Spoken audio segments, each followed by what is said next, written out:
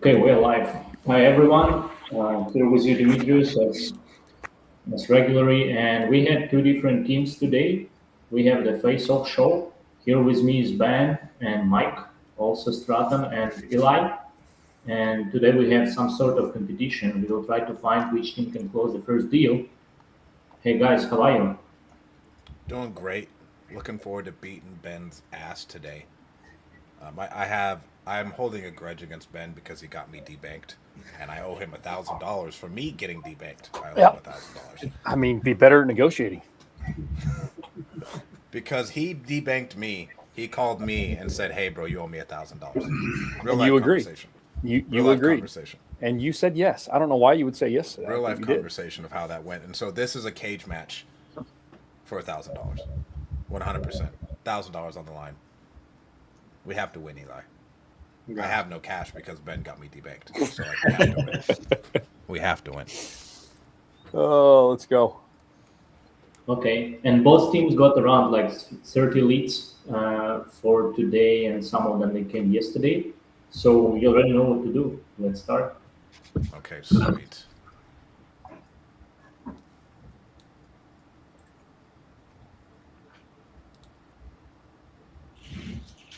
First call.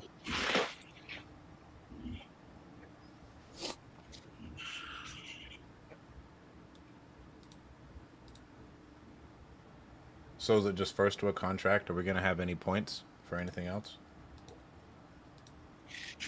Points. What are you got points for? I Pickup? don't know. I don't think points for a pickup counts for anything.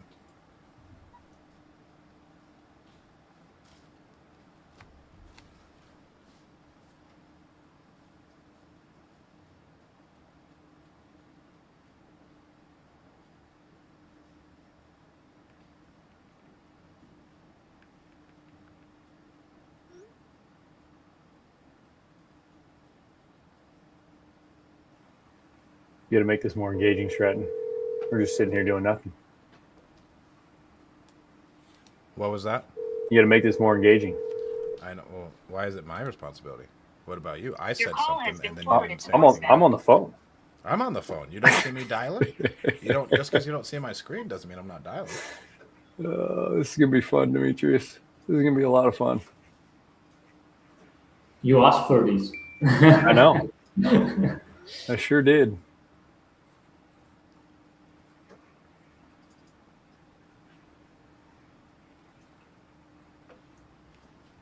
How many calls a day are you usually making, Mike? 6 or 7. 6 or 7? A couple? I've eased off the phones a little bit the last couple Hi. months. If you don't leave a message, there's no way I can call you back. A great answering machine. I hate that. Leave me a message. I'm not leaving you a message. Hi.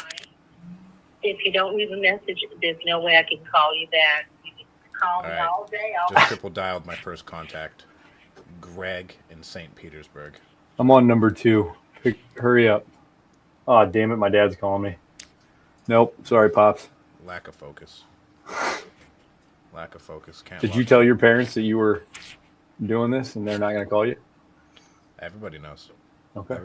This is a big moment for me. Like I said, $1,000 to me right now, it's a big deal. I hear you. Everybody knows. I got you, dude. Okay, we got one in Norwich, Connecticut. Where are you calling, Ben? Mikey, who are you calling? You got I'm looking for Cedric right now in Ohio. Dayton? Yeah. I just called Louisiana. That was the lady that said, if you don't leave me a message, there's no way I can call you back. It's a good point. So what do we do? Not left her a message.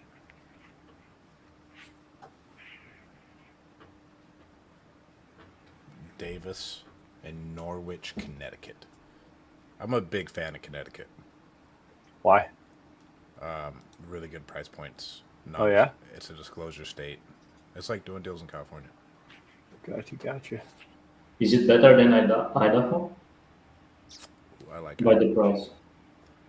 Idaho has good prices too. Okay. Idaho has good prices. I like high price pointed stuff. I hate fucking Alabama. I hate it. I don't know. I think Ben likes Alabama. Like I No, like. I'm having a battle with a real estate agent down in Alabama right now. He owes me $700, and he won't pay me or answer my phone calls. We have an agent who won't take down one of our novations in New Mexico. The seller like backed out 60 days early, and he backed out because the agent no showed him 3 times on showings and didn't even respond to him. And then the agent saying, "No, you have to The pay me mailbox is full. I $500 for me to cannot take it down." Oh, I was Jesus. like, "You dirty bitch."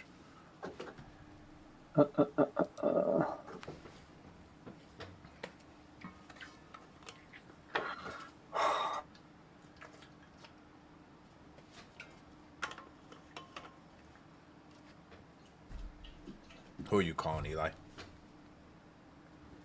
Alex out of St. Paul. You in Minnesota?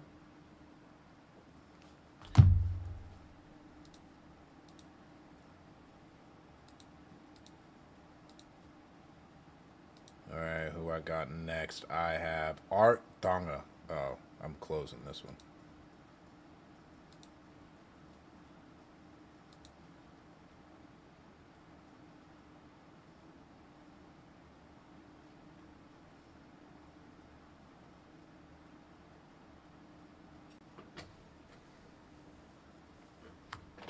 My dad called me, said, call me back right now. Thought it was something important. He's just telling me that my 3-wood came in. That's kind of important. For you, that's kind of It important. is kind of For you, important. that's kind of important. Do you golf with him a lot? Yeah. Yeah. He goes, is this the right shaft? I'm like, yes, Dad, it's the right shaft. He goes, okay, just want to make sure. Okay. If you guys didn't know, Ben is so snooty. He goes to a men's only golf club, and he smacks the cart boy's ass.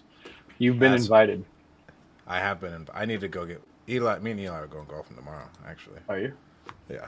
Where at? A par 3. It's nice little chippers. Eli, make him pay for you. Since he's holding you hostage on this call. Well, no, I think I put money on Eli doing something. Eli owes me money because he lost me money. I put money on Eli versus Simba playing chess, and Simba beat his ass, bro. We had everybody watch it at lunch, and they played chess against each other. And Simba beat Eli's ass, and Eli was talking shit the whole week leading up. Who's Simba? And then Simba, he's our tech guy. Okay. He's Mike's the one our who makes tech all guy. the AI work. Yeah, that's what Mike does.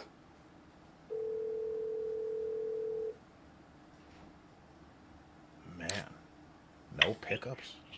Oh, The mailbox is full. I cannot accept any messages at this time. It sounded like an answer, didn't it? it did. Damn it. Where you at, Mike? I'm on my 3rd one. And You I'm get- always double dial, text, call again. I'm never leaving a voicemail. They're We getting triple dial and we text 2 times. So Oh, you text 2 times. I mean, we just go above and beyond here. Oh, wow. Yeah. What does the second text say? It says, please see first text.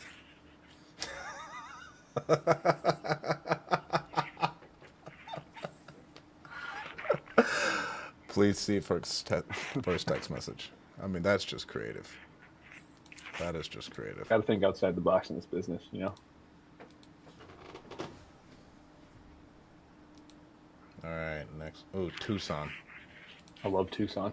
I'm a big fan of Tucson. It's either going to be a crack house or a decent one next to the mountain.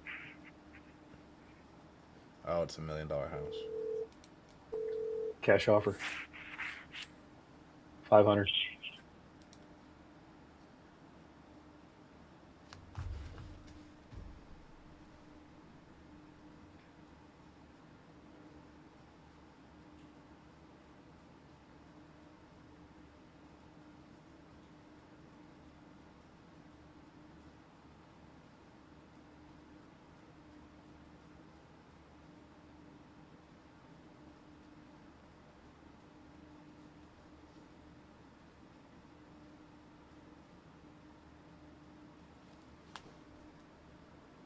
Oh, he sounds way too professional in his voicemail.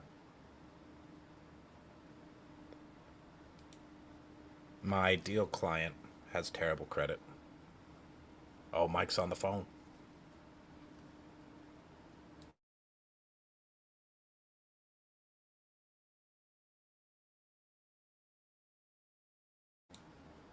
Let's unmute Mike.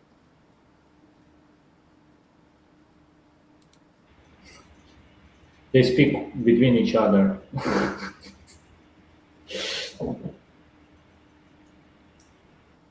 Mike. Shoot him in the head with a rifle. Oh, you shoot him in the head with a rifle. Got it. Tail's delicious. Is it? You get one that's about just barely an adult. You don't want an old rangy 12-footer. Gotcha. Chewing a boot. You can make those into boots though, can't you? I can do what? You can make those gators into boots though, can't you? Oh, boots, pocket boots, whatever. I love it. I tanned a few highs, but I got out of that. Yeah. I hear I you. was in it for the food value. Sure. We hunted the Everglades for eons. Really? Yeah. That's fun. I've never done that before. I've been on an airboat, never hunted down there. Well, I had an airboat too. Of course you Where did. we hunted wasn't airboat country, it was swamp country. Really? It was Palmetto Pine Islands surrounded by deep cypress strands full of water. Wow. So it was all swamp buggies or foot. I mean, you're on some. Are you on marshland? Is that where this house is? No. Okay. You got a big old patch of green right behind you. I got a what? A big old patch of grass and green that I can see from the overhead view right behind you. Oh yeah, well I got 6 acres actually. You got 6 acres. 6 acres out there.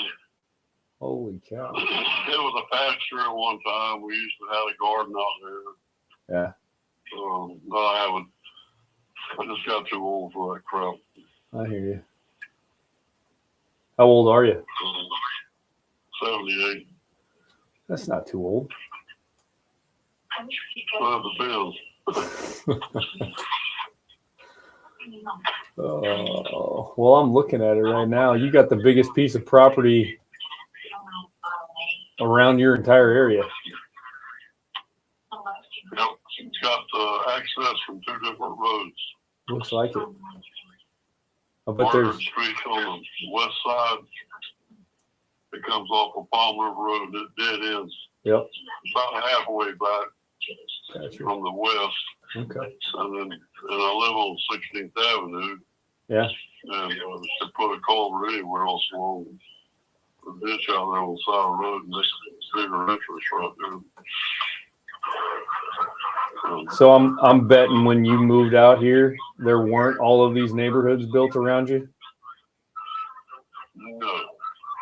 and now there's a bunch of people in a bunch of neighborhoods, and you're ready to go. I used to trap raccoons and possums and sell them to the laborers that built Claremont City.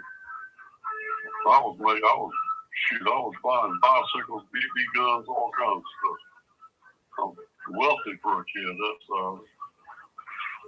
but anyway, Clearwell came first, then Adamo Acres. But it was all pasture land at this time. Yeah. Yeah, I can see why you'd want to get out of there. I just got out of. I'm ready for a change. I'm going to downsize. Okay. I have no use for this much property anymore. Yeah.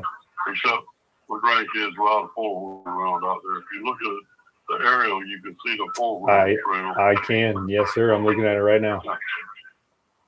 Yeah. That looks fun. But it needs to be, I need to clean it up a little bit. It'd make it easier to sell if it was cleaned up where you could really see it. Okay. Well, the fence lines all the way around it are grown up. Gotcha. Okay. You have that next place picked out already, or are you still looking for it? I'm sorry. That next place you're going to, you have that picked out already? You still looking for something? I'm looking. Okay. trying to decide where we're going to go. It's just, that's the hardest thing. I don't know where I want to go yet. Yeah. I was going to go to Tennessee, but it's too cold up there for too long. Agreed. You got about 3 months of pretty cold weather. That's for sure. Then your summer's about 3 months, and then you got fall. Starts turning cool again. That's the Midwest for you. Yeah. My daughter's got a lovely place up there on top of it. I call it a mountain, but it's a foothill. You can see forever. Yeah. It looks out over an area called Mystic Valley. It's just beautiful. So, Why not have two houses, one in the warm area and then one up there near your daughter? I'm too old to be traveling. Okay. I want to go one place and put down some roots till I die. Got it. I understand. Is it just you, or you got anybody else with you? No, it's just me and my wife. Okay. Well, that's what I meant. I was wondering if you had a wife. She was still there. I've got a realtor in Dade City I'm working with. Okay. That's gonna help you find that next place. Yeah. Good deal. How's your wife feel about all this? She ready to move too? Oh yeah. Okay. Well, let me ask you this. Why not just get a realtor on this one and sell it with a realtor? Well, because so far people that are looking at it, there's no realtor involved. I hear you. Cash, all expenses covered. I get a check, they get a deed. Fair enough. End of story. Have those cash numbers come back where you wanted them to? I'm not real sure yet. I'm looking into that. Okay. I kind of have a feeling they're probably not going to be where you want them to be. Do you have an idea of the number that you're wanting to get out of this thing? $1 million plus. Okay. So pretty retail for the area. I mean, that seems right about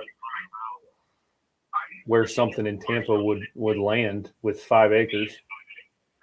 Yeah, people want, it's big enough to build townhomes, For sure. multiple houses, whatever you want to do with it. Yeah. Seems like it's right up the alley for a developer. It'll make your money back, no problem. Okay. Well, what? But I'm trying to, I'm just taking offers along the way and trying to decide if they're trying to lowball me or not. Yeah, you'll get your fair share of those. I can guarantee you. I've actually had a guy call me up and offer me $375,000. I was laughing so hard I almost dropped the phone. How did he come to that number? Was he just shooting in the dark, hoping you'd take I it? have no idea. I think he just walked out of a bar somewhere. That's awesome. Oh, good Lord.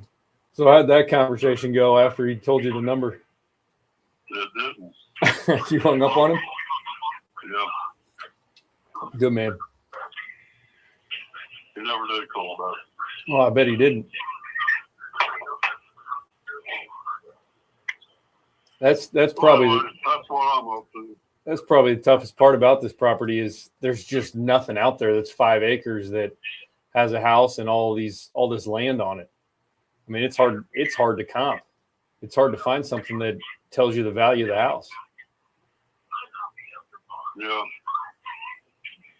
What's Well, the it's concrete block, 3-bedroom, 2-bath, metal roof. okay? My dad built it block by block.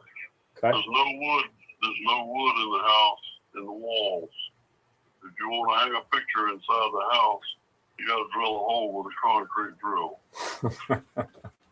So that house ain't going nowhere. Bulletproof. Got it. Hurricane proof. Oh yeah, been through all of them. I bet. So what? Let me ask you this: what happens if you don't get the offers you want from cash buyers? What are you gonna do? Well, I'll eventually probably come down, but I'm not sure exactly what a full asking price is going to be at. I'm looking into that. I hear you. I've been told all kinds of things. Well, I bet. And I bet they're all over the board because a 5-acre property in Tampa is pretty tough. Yeah. It's kind of worth what the market's willing to pay. Wouldn't you agree? Yeah, well, the people that want to make money are willing to pay the money to get it. For sure. So that's where it's at. Yeah. I got a little advantage there because I got something other people want. What? The property and all. Yeah. Well, I'm you mind if I shoot you straight for a second? Sure.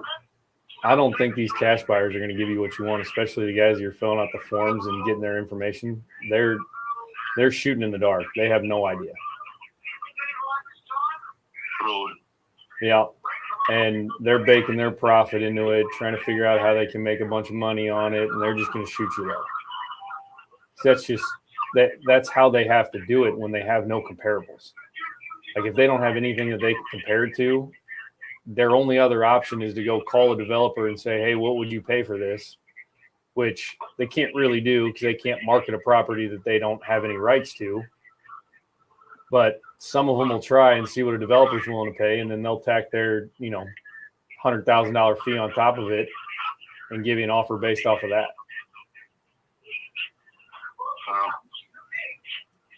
I've got some pretty good contacts to work with. Pretty good contacts? Yeah. Realtors that have been here a long time. Gotcha. And you'd want to go that route of dealing with a realtor and, picking your favorite one and pissing the others off?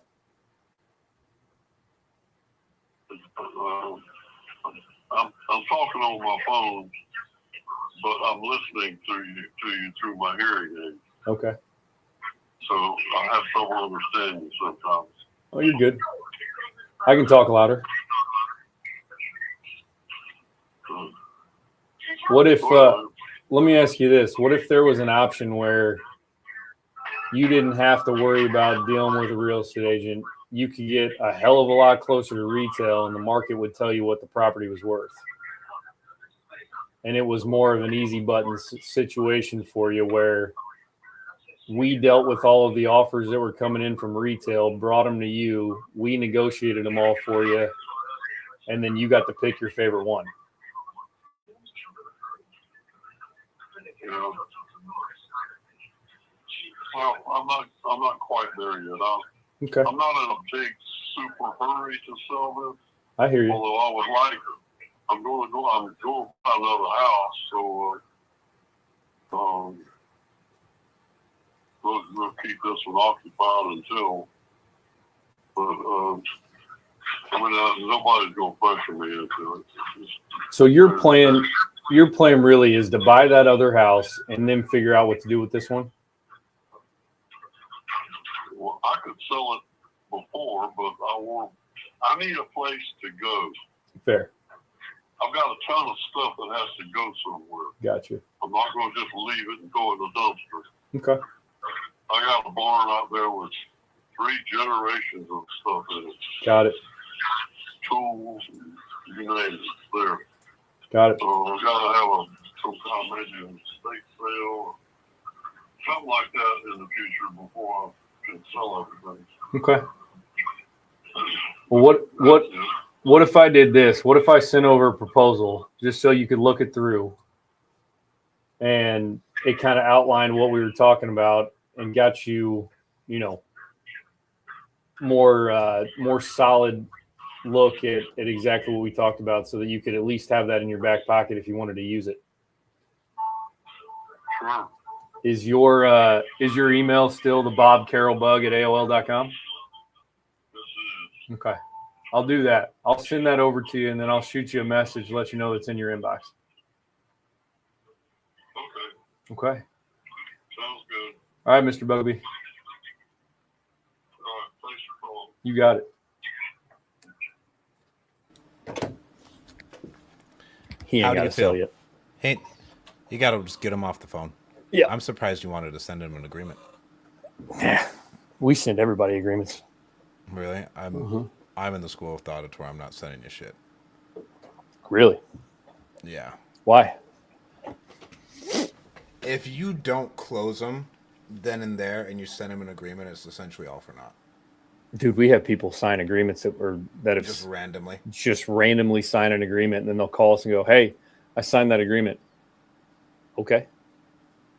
I got it set up on my phone where they just ping my phone with a notification that somebody signed. So we could do that. We sent out like 10 or 15 this week already. I mean, shit, if one of those comes through and they sign. Yeah, because we're more of like a hard close on the second call. For sure. Yeah. I mean, if we can hard close them on the second call, we will. But there's a handful of people that you talk to that, Some people cannot ever make the decision. Exactly. Some people cannot ever make the decision. And then That's you have like a lot of people in foreclosure can't make that decision. They're fucking psychotic. They buried their head so long that they can't even see what a good option is. Yeah, the foreclosure people. It sounds terrible, but someone enters foreclosure for a reason, and it's their decision-making process and like the way that they live their life. And then so many homes go to auction because these people are this way. Yep. Exactly. Demetrius, I think Eli's on a call. Come on, Eli. I couldn't unmute him because he muted himself by himself. Eli, will you unmute?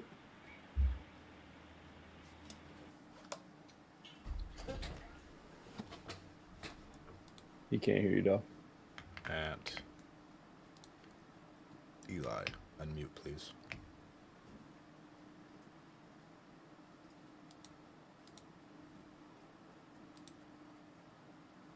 Does Pete charge you for every DocuSign you send out? We use Proof.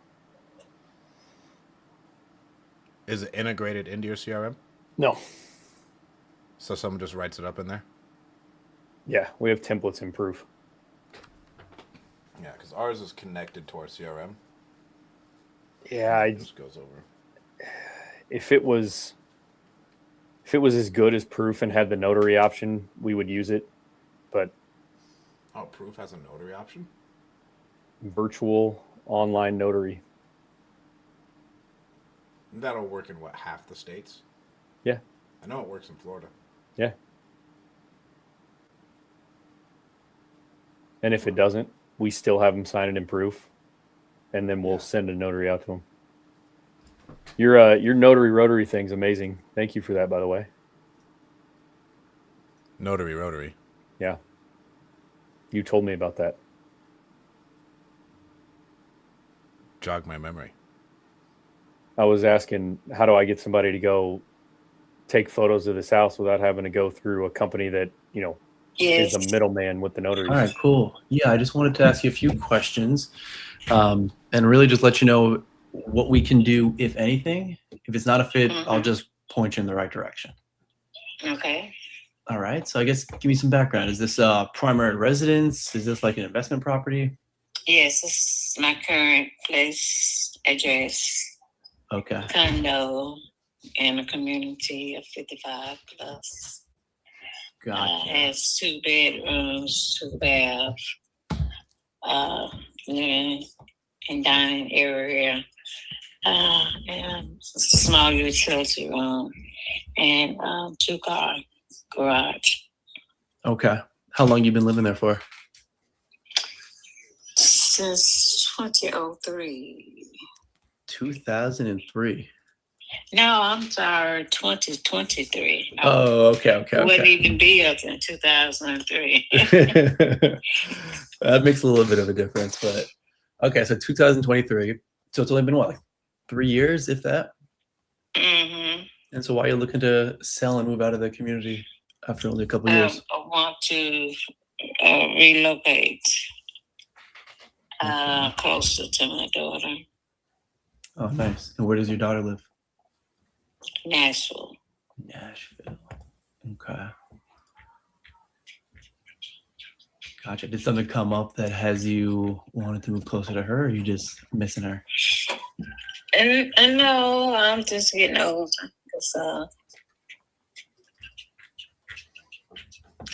And my health is not getting any better. Oh, okay. I'm sorry to hear that. How long have you been thinking about moving closer to her? And this year, This year. Okay. Did something happen recently where it was like, all right, this is the final straw. Like, I got to move closer to my daughter? no, not really. I just thought this would be a good time since I still pretty much has my health and strength, and I'll do. But I'm just thinking if I get any older, I'm not gonna want to move from here. Okay. That makes sense. I'm sure your daughter's probably excited to have her mama move closer to her. I mean, I know I live across the country from my mama and she misses me all the time, so. Yeah. And don't get me wrong, I miss her too. It's not a one-way I miss her. Yeah. Do you have other kids as well that live in Nashville, or is it just her? Just her. Gotcha. My own kid. Your only kid. All right. So she got all the attention. Yes. Okay.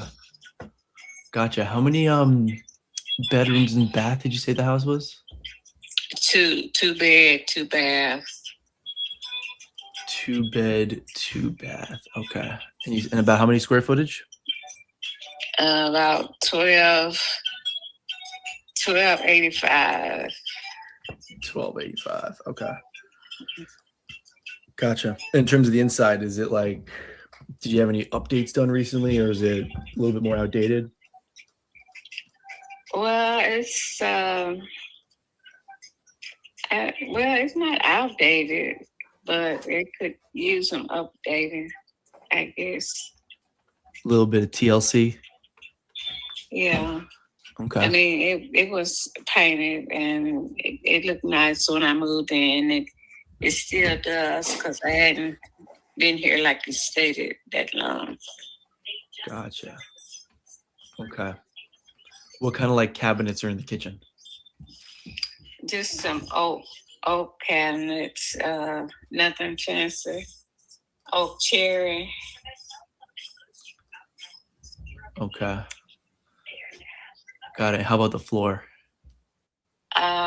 In the living room, not living room, in the great room area, great room dining area and hallway.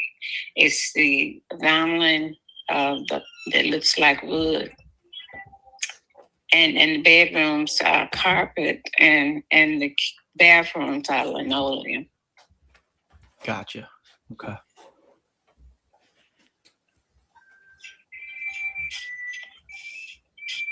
All right, very nice. And do you know how old the roof is by chance? No, I don't, but it's fairly new. The HOA takes care of the roof, so. Oh, not bad. All right. How much are the HOA fees and where you're at? 365. 365. Okay. Got it. All right. I don't see a garage. Is that right? It's a 2-car garage attached to, I guess on the picture it'd be kind of in the back. But it is a garage attached. Gotcha. Okay. If you look on Zillow, the house is not for sale, but you can see a picture of the house, and it's not there.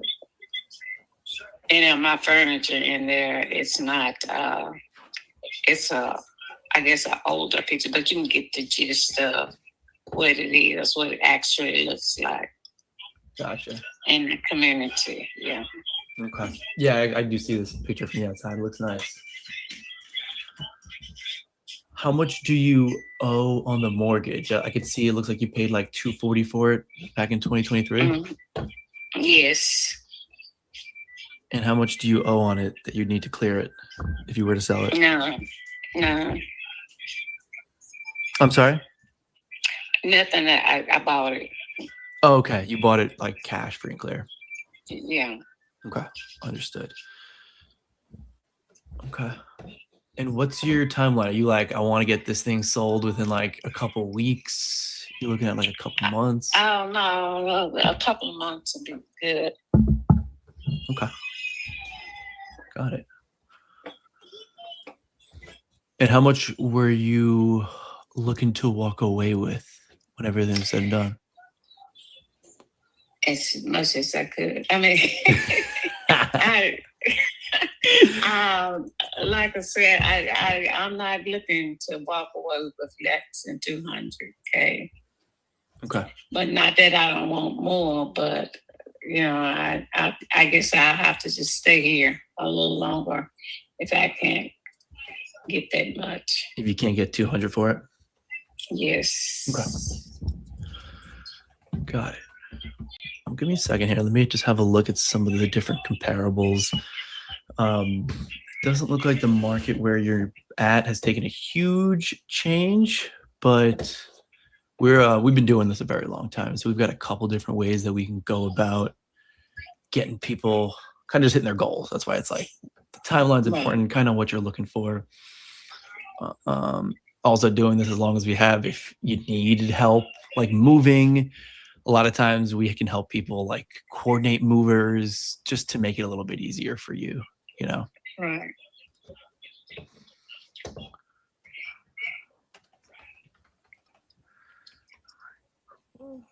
Have you ever sold a house cash before?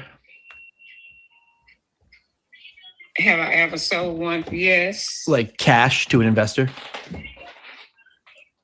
They bought it from me. No, I hadn't bought one from it. Just they bought one from me. But you've sold it cash before? Okay. Yeah. Got it. So yeah, here's the thing when you sell it cash is obviously as investors, we usually need to buy houses a little bit cheaper because it's an investment for us, right? There's renovations and things like that. So people usually sacrifice like the timeline, like it's good. And if people want to close in 2 or 3 weeks and they need to sell in 2 or 3 weeks, then it works perfectly because, right, cash can close fast, but what you take on the other end of that is a little bit of a haircut, right? And so from what I'm seeing, just because like you bought it so recently, I think the cash offers that you're going to get, at least the legitimate cash offers, are going to come in a little bit lower for where you need to be. Okay. Like I'd probably think in like the 165, 170 range. Mm-hmm. But I do think that I might be able to get you with a different program, that 200 that you're looking for. Okay.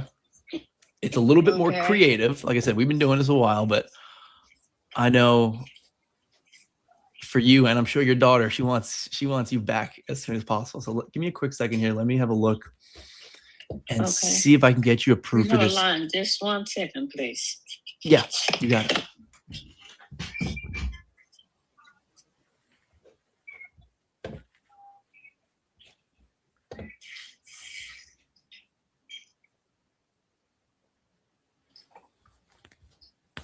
$195 works.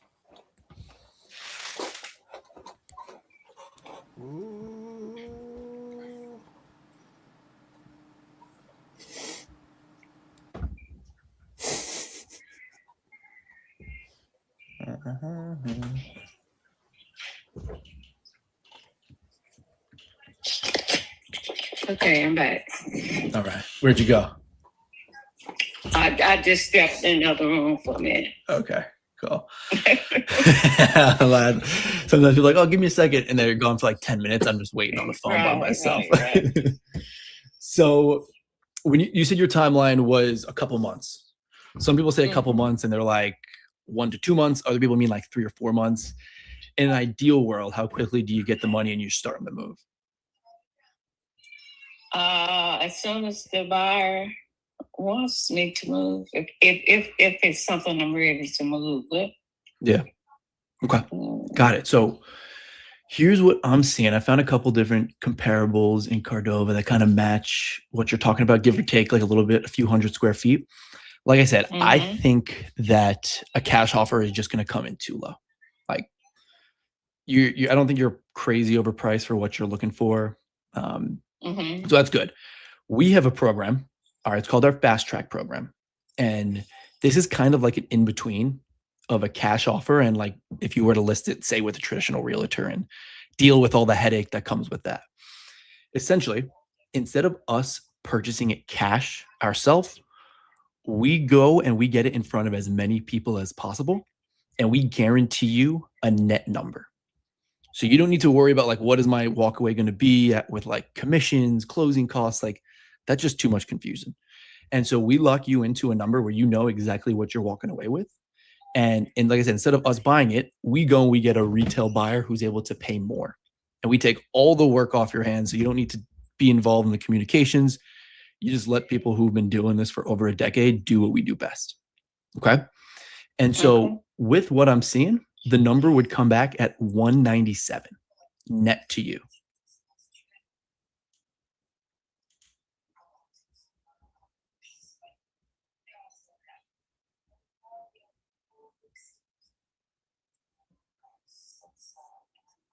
That sounds good. I mean, I'm not ready to do that now, but I may have to resort to that. But I prefer selling it on my own.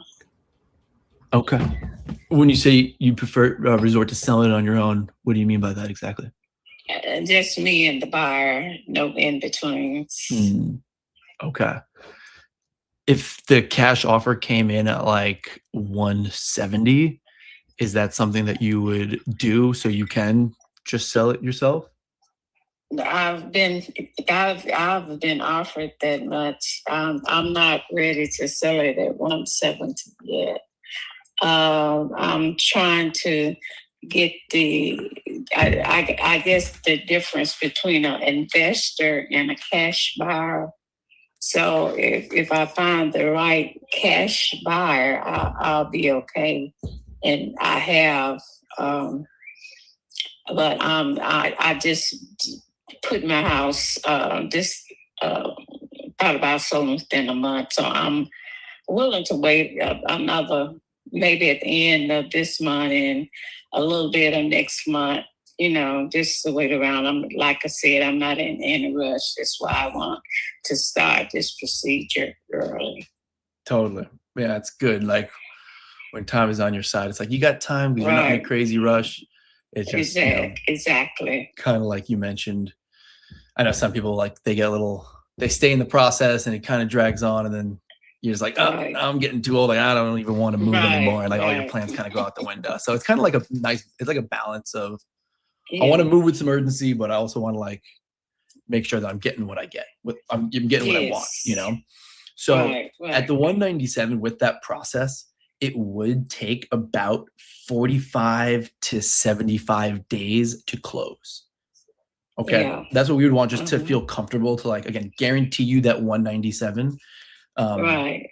And also good. It's good because it gives you like that time where you can get your ducks in a row. If you need help with packers or anything like that, we're more than happy to help coordinate all that for you. Okay. So in terms of like the process itself for the fast track program, do you have any qualms with that? Or like, does that make sense? Do you feel like if it gets you the 197, it kind of checks the boxes of what you're looking for? Not really. I think I can get to 197 without any help, not without any, knowing the person. Okay, so you just think me and the buyer. okay. So you just think me and the buyer. you think you could like get a cash offer at Of 197? course, of course. Okay, gotcha. What gives you what makes you feel like that number is reachable cash? Because I sold my not previous. I moved from a condo, but before I started living the condo life, I sold. Well, the housing market hit a high. You remember when they hit a high, and I think it was before in 2019, 2020, it hit a kind of high market or whatever. A lot of investor cash buyers were looking for houses. It was a houses shortage, and my current house, so double. I wasn't even asking for that much. That's what they offered me to sell it. Oh yeah, the back in 2020 when everything was going up, Yeah, it was like a frenzy for investors. Exactly. I'm not looking for anything like that, but I'm just looking for something closer to what I bought it. I mean, it wasn't given to me, so I can't give it to you. I want you to buy, at where I can see a kind of reasonable price, because even accepting what I'm accepting, I'm still paying all closing costs, fees, whatever. I mean, it's not additional, but when it's taken out of $240, what I paid for the house, I'll still round up about the same thing. And if I give it to you less than what I paid for, I just might as well just stay here. Okay, got it. So even if it's at like that 197, 200, I know you mentioned. I mean, that's good. That's close. Like I say, I don't know what's coming tomorrow. I may get desperate, but right now I'm not desperate at all. Totally. Yeah. Okay. No, I completely get that. Yeah. I'll just leave you with some, just as you're talking to other people, some things to consider. Okay. One, make sure if they're going to make you a cash offer, that they're actually local to where you're at. Okay. Right. Right. A lot of people will just try to get you under contract and like flip it to someone else and not even tell you. And we're seeing more and more of that, which is just, it is what it is. The other thing to keep in mind of why I think it's going to be a little bit tricky to sell this home cash is that the buyer, it's a 55 community, so the buyer needs to get approved by the HOA. Do you think that's correct? I don't think so. Oh no? Did they do any kind of check on you to make sure that you were like 55 when you bought the house? Yes. I mean, I guess they asked my realtor. Well, they didn't never ask anything personally of me. Was I 55 or anything? Okay. Yeah. I don't know. But they just want the person living here that that you sell it to, that they are 55. But yeah, that's why I'm wondering. I asked them when I was thinking about selling, is there anything I need to know? And the only thing they told me is there's no signs, relative signs in the yard. So that was the only thing they said. So I don't know about all that. Okay. Yeah, because investor probably isn't going to move into the house themselves. Right. They'll probably buy it and then fix it up and then flip it. Right. And so that's just from our experience. We usually see that when there's any kind of like community, whether it's 55 or 60 plus, that they are going to make sure that the person buying the house who's going to be on the deed is actually 55. Otherwise, it's like, well, the 55 is more of a suggestion than a rule, Right. I got you. So if, like, assuming that's the case, like majority of the communities that we've seen, selling to an investor, even if they can get to your right price, could prove tricky. You tracking? Yeah, I hear you. Cool. So yeah, that's something that is definitely worth checking with the community as well. What's the name of the community? It's called the Oaks. The Oaks at Ackling.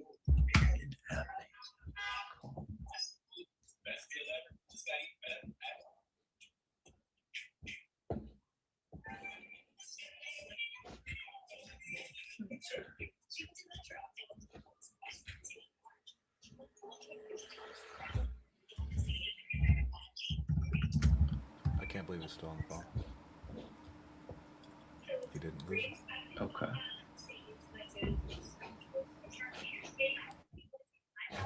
Gotcha. Well, outside of wanting to sell it to an investor, any other concerns or questions that you got in terms of like the process that we outlined?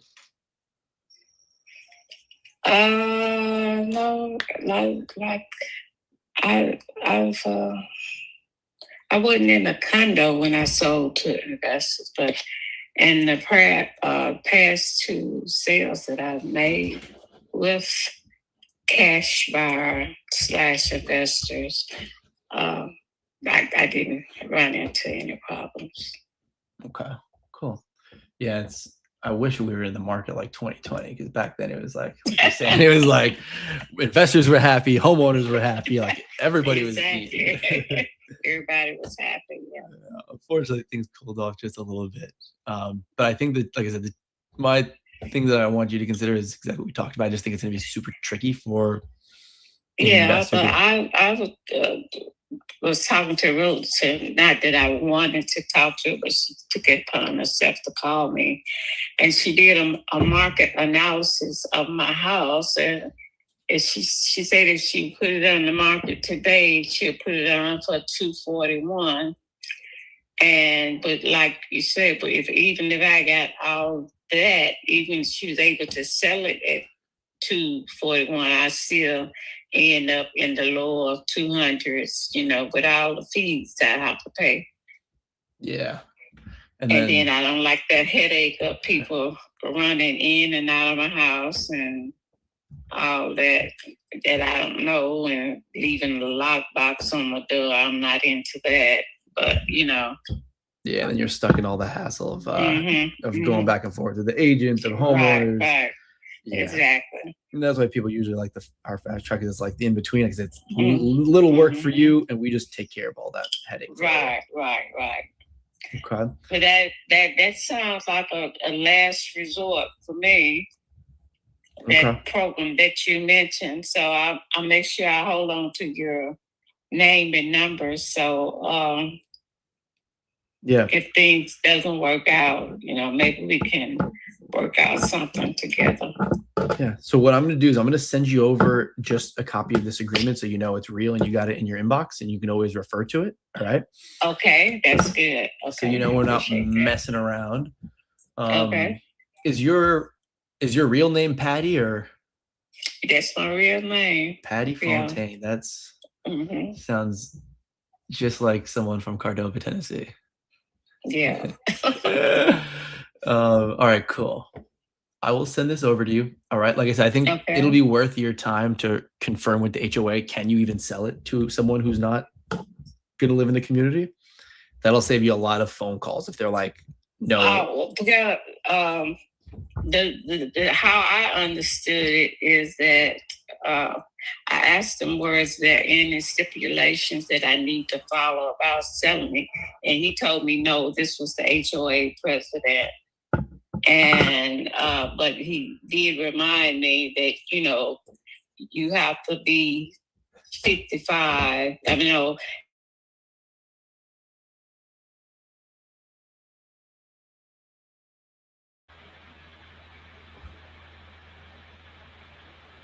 Eli, unmute yourself.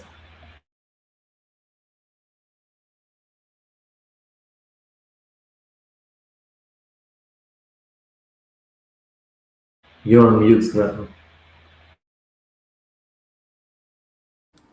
Does Ben have one, or does Eli have one? I think my Eli's got one. No? You don't have one? Or you do have one? Yes? Or no? Yes? All right, Eli. You got to start calling again.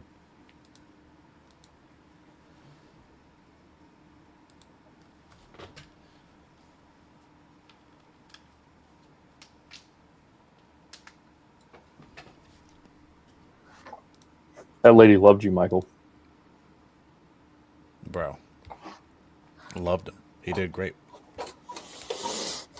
It's that smooth voice. He's got that late night DJ that Chris Voss was talks on about. there, he was on there a little long, but she didn't say no.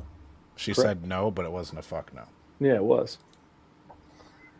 That's one of them long-term follow-ups you just stick with. It's crazy. We tell everybody in the community, Follow-ups where you make your money. It is where you make your money.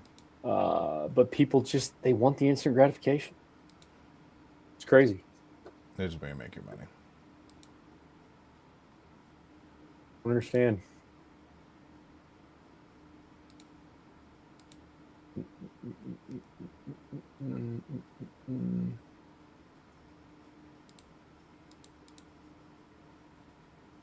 Nobody's engaging with us on YouTube there, Demetrius. It's unreal. They must be blown away by how good we are at this. I mean, Mike had a good call. He did. Mike had a good call. We have only one comment on this one. Never let him go. Who is that? Stratton. I don't know. Okay. No clue. It's probably Eli. Direct home buyers. I think that's one of our students, Jay. Okay. Because I bought direct home buyers a while ago. I brought direct property buyers, and then I switched to easy fast offers. You sold them the domain? No, I just let it go. Dossie was like, bro, just switch it up. Make it something like a little bit better.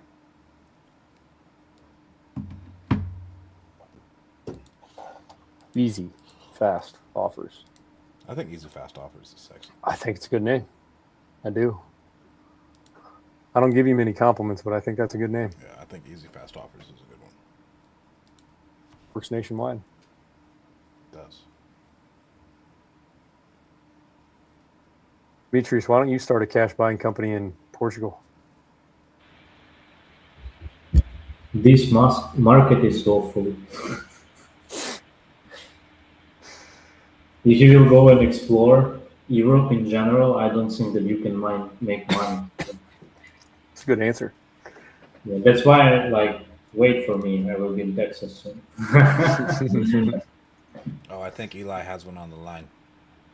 Flipper.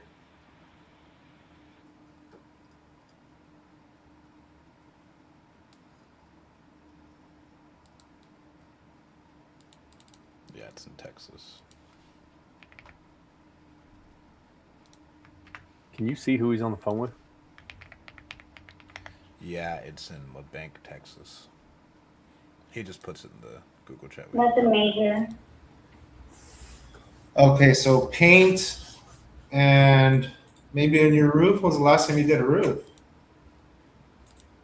A year and a half ago. Oh, you put a new roof in about a year and a half ago? Okay, gotcha. This is a pretty big house. 4-bedroom, 3-bath. Yep, 3 full beds. And it has a living room and a den. You probably spend all your free time cleaning this thing.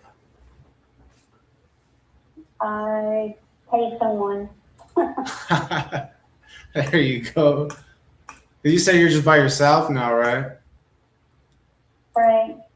Okay. Are these natural hardwood floors or are they kind of a laminate flooring? I have tile. I have laminate.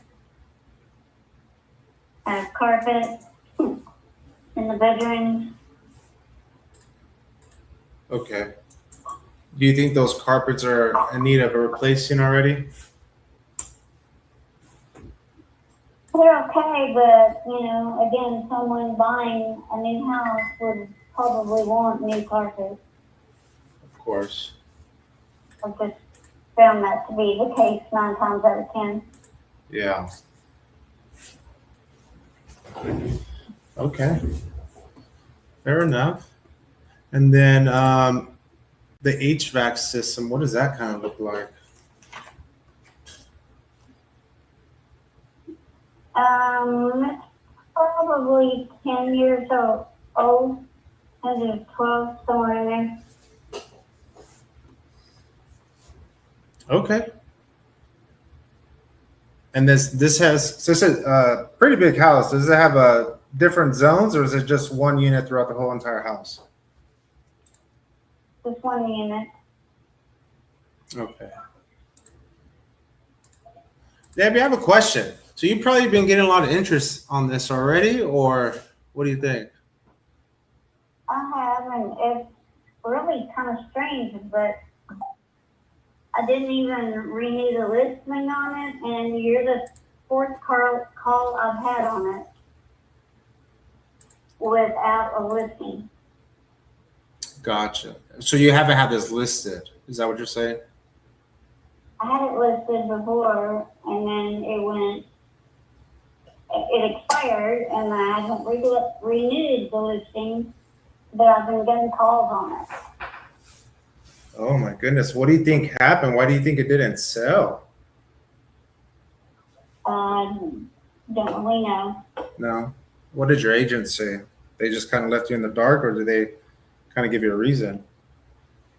I am the agent. You are the agent. Mm-hmm. Oh, nice. How long have you been doing that?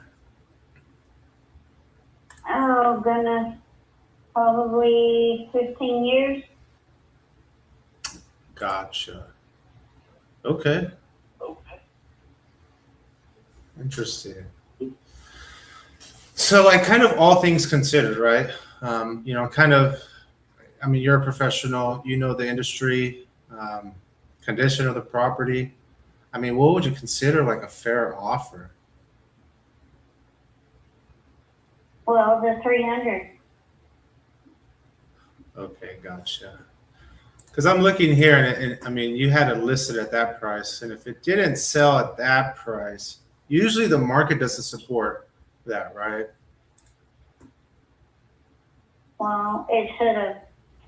I know. Because I've looked at the comps, and this is a good price. Yeah, it's so crazy being in the real estate game, right? I mean, usually the market tells us exactly what it is, right? But you know from your experience, if you have something out there and no one's biting on it, that means the market's not supporting it. You know that firsthand. Doesn't mean I didn't have offers, just things not go through. Oh no, what happened with those? On the buyer side. Oh, they couldn't get a loan or what? Or they changed their mind, or all kinds of things. Gotcha. Okay. Anyway, Yeah. if you want to see it, just give me a call. Yeah. Do you mind if I put you on a 1 minute hold? I'm trying to get some numbers from my team right now. Can you bear with me 1 second, please? Sure. Thanks. I wouldn't want to do an ovation with an agent, personally. If she's like a personal agent, then like there's no point in doing it. Like the most we could do would be like $100,000 cash, because it's in the middle of nowhere. Okay, I'm on now. What's up? I wouldn't want to do an ovation with her because she's an agent and she's unreasonable. And if it sat up on the market at 300 and she's like, well, no, people wanted to buy it, it just didn't work. Well, people didn't want to buy it. That's why it didn't sell. And you handled that correctly. I think you could just ballpark it like, hey, honestly, ma'am, if it didn't move at 300, it's probably going to need to be priced at 250 active on the market. If we were going to make any money and go remodel the house. If you record your name and reason for calling, I'll see if this person is available. Pretty big house. I mean, what is it, 2,600 square foot? Yeah, this has been just giving Sue a call about her house in Spring, Texas. So what do you think about 150? I'd just ballpark her with like 100 to 150 and move on. Cash. Okay, Debbie. So the team is looking at this now. Kind of a couple things, right? Can you hear me? First of all, sorry, I don't know if you know I'm back yet. Yeah. I can hear you. Okay, so I mean, just from the years I've been doing this and my understanding, right? They're going to give me some solid numbers. Hopefully, the next half hour or so. But if it didn't support that 299, realistically, I would say it would have to be anywhere listed at about 200 to 250 range. Well, you're just incorrect. How so?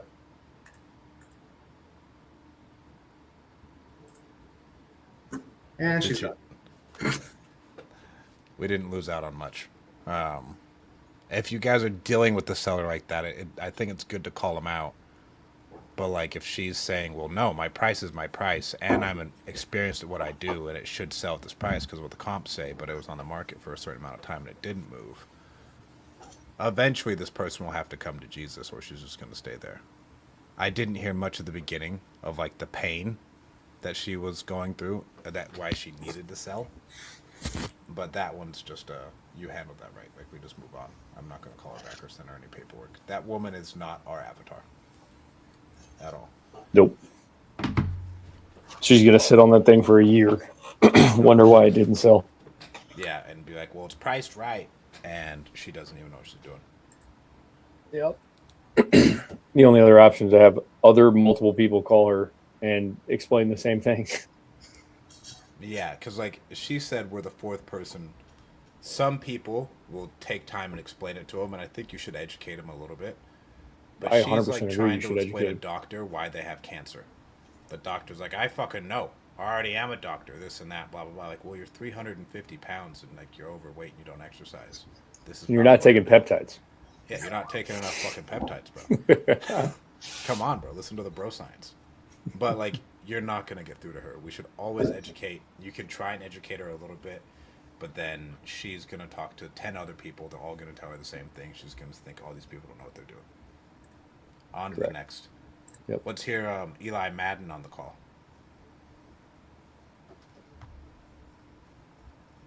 He's locked in. Good job, Eli.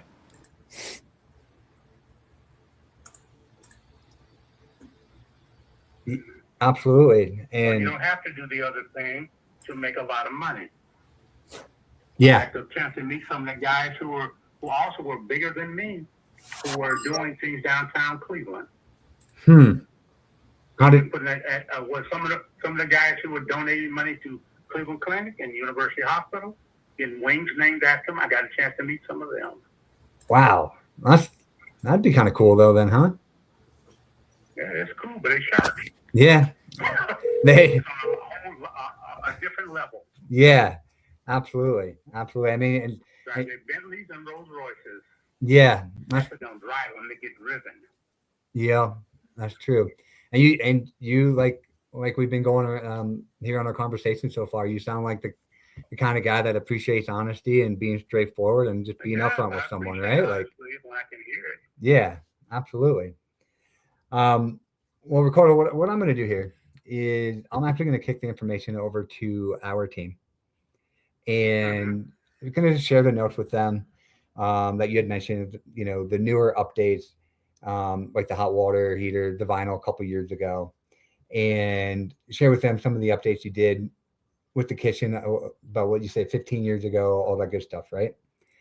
And what I want to figure out is going to be like, what's going to be the next best route for you, so that we can try and put something in front of you that makes the most sense. No, you're not going to offer, but so much. The team is usually you. But anyway, you have maybe a couple people in your office. Yeah, we got a couple people in our office. Guess what? Everybody says they're going to talk to their team. I am going to actually go talk to my team. Do you remember how we said you wanted me to be straightforward with you? They have to go talk to their team. Usually. But remember how we agreed? A lot of times it's not a team, because my brother used to high pressure sales. No, you go into the room, stay there for a little bit, and come back out. No, actually, here's what I'm going to do. I'm actually going to share my notes with our guy that does the underwriting, who's going to look at the area and Shaker Heights and the comps in the area, and see what options we can put together for you to help you move on from this house that you've been holding for 42 years.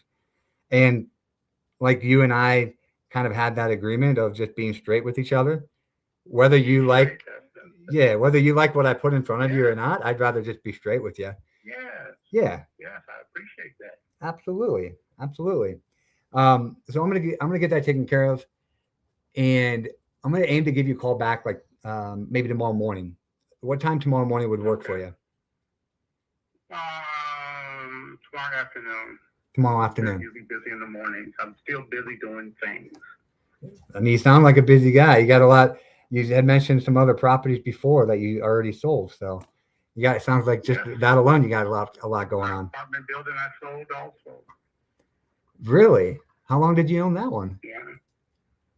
I didn't own that for about 10 years. Okay. And 13-suite apartment building. nice. And just one real estate guy to another. I guess I'm just curious. Like, how did you come across that apartment complex when you bought it 10 years ago? I came by it because of the connections I had at the time. And when it came up for sale, I went to see it. Mm-hmm. And I'm pretty good at doing inspections also. Mm-hmm. I had a guy that did inspections for me, but I'm pretty good at it myself. Yeah, I mean, you've been doing it for 30 years. And guess what? What? Care of the boiler, there's a steam boiler. Mm-hmm. The size of somebody's living room was in that building. Mm-hmm. In the sub-basement, actually. Really? Brick building. Yeah. Wow. Wow, that's pretty good. I didn't like dealing with the tenants. Well, that's the fun part of having real estate, right? And renting everything out is dealing with all the tenants and everything they bring. I've heard Bring it. I've heard every lie that can be told. No kidding, man. What was the best one? I guess what's the worst one that you've heard? Well, not all the people. There are some decent people. Mm-hmm. There are some decent people, but there's a whole bunch of other people. They have a game, and somebody was kind enough to tell me the game. And don't make sense to me if you take up like your living room, Mm-hmm. your couch is on one wall, and you during the process of living there, you move it to the next wall. And when it's time for the couch to come back to the original wall, it's time to move, or it's time to quit paying rent. Mm-hmm. Yep. Got to make one or the other. Babies getting sick. I heard about babies being sick. Husband going to prison. I've heard them all. No kidding. Wow. Children getting raped and things like this, and it didn't happen. They were just trying to get your sympathy and just to get a little extra time on the rent. Had to pay rent. Yeah. Yeah, that's why they didn't have to pay rent. That's why I had a lawyer. Mm-hmm. A constant thing. I tried to switch over to a management company, and the one I chose, I thought they were okay. They were not. Well, the original guy, he was a lawyer. His lackey was not good. Because all the people told me that they were trying to sleep with the women. So I had to get another lawyer to get rid of them. Wow. Man, you've seen it all. I've seen it all. I've seen quite a bit. Yeah. Well, touche. We haven't all seen it all, if you will, but we've all seen a good deal of yeah. My goodness. Holy smokes. Okay. Well, here's what I'm gonna do. I'm gonna kick it to my guys, and we're gonna see what we can do. I know I put that number a little shot in the dark to you earlier. That 160, 165 number wasn't going to be ideal for you. So let me see if there's a different way that we might be able to get a couple extra bucks in your pocket. Okay. And you said tomorrow afternoon is usually best? Yeah, tomorrow afternoon. Okay. So I have a call booked. In the morning. Okay. So I have a call booked from like 3 to 4 p.m. tomorrow. What time before or after then would be good for you? After 4 then. After 4? Okay. Yeah. I'll give you a call after 4, and we'll reconnect, and we can walk through what might be a good option for you or not. You can tell me at that time too. Okay. All righty. I'll talk to you soon, Ricardo. Okay. You have a good day. Yep. You too. Bye-bye. Bye. I love that you do that, dude. I love that you just throw out numbers. Yeah. I was like, what if my team comes back at like 160, 165? And he's like, absolutely not. So like when I saw your note in there, I'm like, oh, let me hold on. Let me see if I can make something. Yeah. I hear you. It's a 300 back end. What do you want us to do, Demetrius? Get someone special? What do you mean? Like that guy who was talking about how he. I'm for the Stratton because he's calling, but looks like no connection with anyone today. So I think he need to find someone special today. Strat's got 0. He's got a big old goose egg on the board. I know. I have no one on the phone. I got one in Idaho. You want to call him? I was just calling someone. I got plenty of leads in here.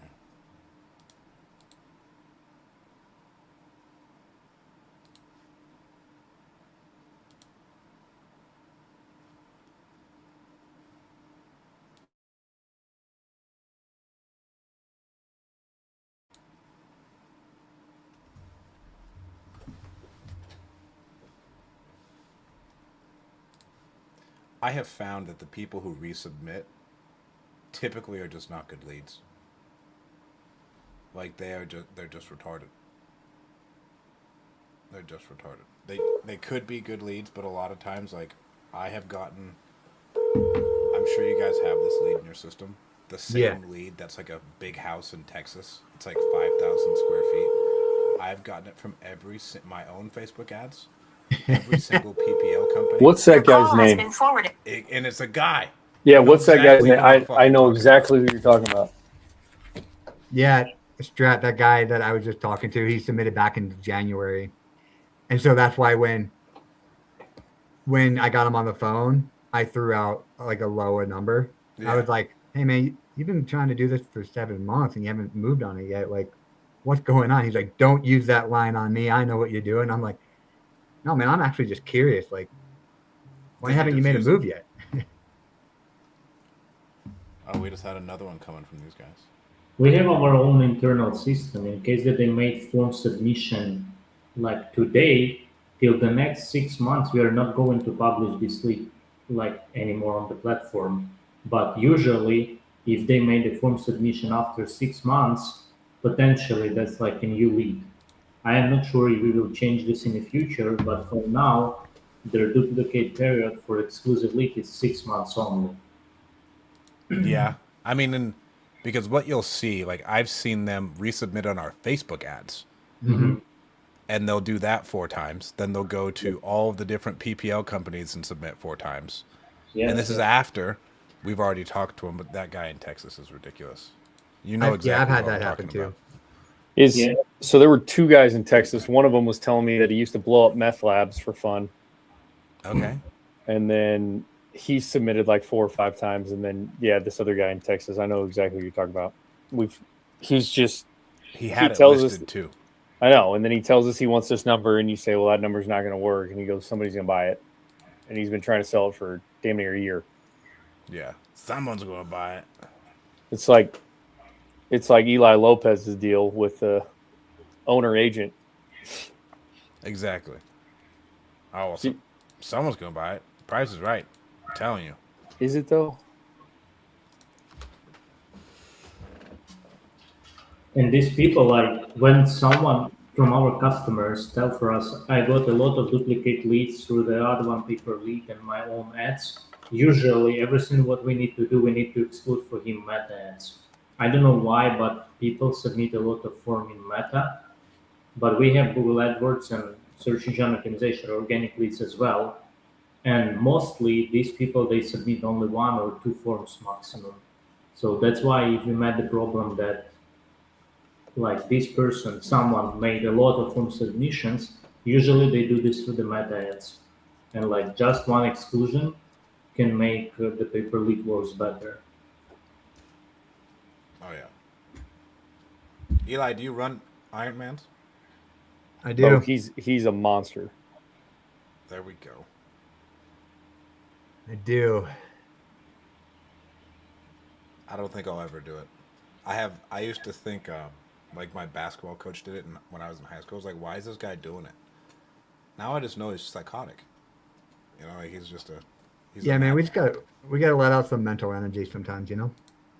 I could see the aspect though of having something competitive in your life. And like really getting after it and pushing yourself to do something, because those things are hard. Yeah, man. For me, it's like it's all about like pushing myself and building discipline, and like I don't know, seeing what I'm capable of. Yeah. Like I never thought I'd be able to do it until I built a routine and then did like train for it every day, discipline, all that stuff, and that just made me better in every other aspect of my life, which is why I like doing it too. Strat, you and I aren't built for those. We're too beefy. I feel like I've dropped weight, but I hate running. Yeah. I hate running, I hate cycling, and I hate swimming. You know, like I don't like any of those things. You're the perfect candidate for an Ironman. Which one do you hate the most, second most, and least? I probably hate running the most, bro. I would agree. I hate running the most. My Swimming body would be second, and then biking. Cycling. I can do the biking. You think that, but my dad does this thing called Lotojaw, where it's like 260 miles in a day from Logan, Utah to Jackson Hole, Wyoming. Why? It's like 14,000 feet of climb or something. Bro. That's a little bit different than an Ironman. I'm assuming, Eli, you're not biking mountains. No, like they still have fucking rough biking. Like I'm sure there's climb when they do their Ironmans. They're just gonna have it be flat because flat is honestly pretty easy. Yeah, we have like, climbing. The But when I climbing, ride out here in it's- Colorado, we definitely do mountain rides too. Oh yeah, and if you're doing like mountain climbs, oh man. Eli picked up a David Goggins book about 10 years ago, and it's all been go, go, go ever since. Don't get me started on Goggins. I'm convinced that guy's running away from something. Himself, bro. Yeah, Himself. that's exactly right. Himself. No one goes through that much pain for no reason. Man, Linda's not answering. On to the next. Eli, you see that Las Vegas one that just came in? Nope. I'll call her. Is her name Kim Tran? Yes, that's exactly what it is. This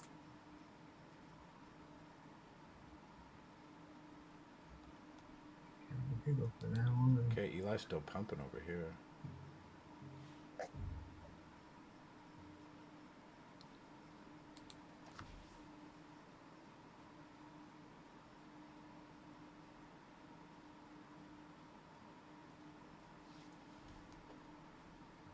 Eli has been pounding these phones, bro.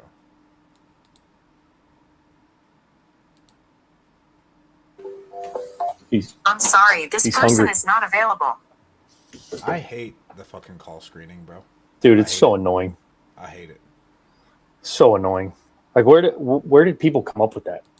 Is that Google? Or It was Apple. Is it Apple? Apple has it and Google has it. Google had it first and Apple implemented Is that the Apple one that says, please state your name and we'll see if this person's available? Because I know the Yeah. what is that? Google Voice says this is a Google Voice number. I didn't realize Apple threw that on theirs.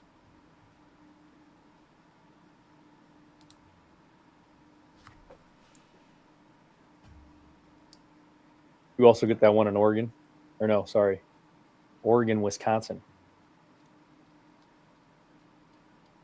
William? Yeah, I just called. Okay. Mikey, did we get a JV lead that just came through?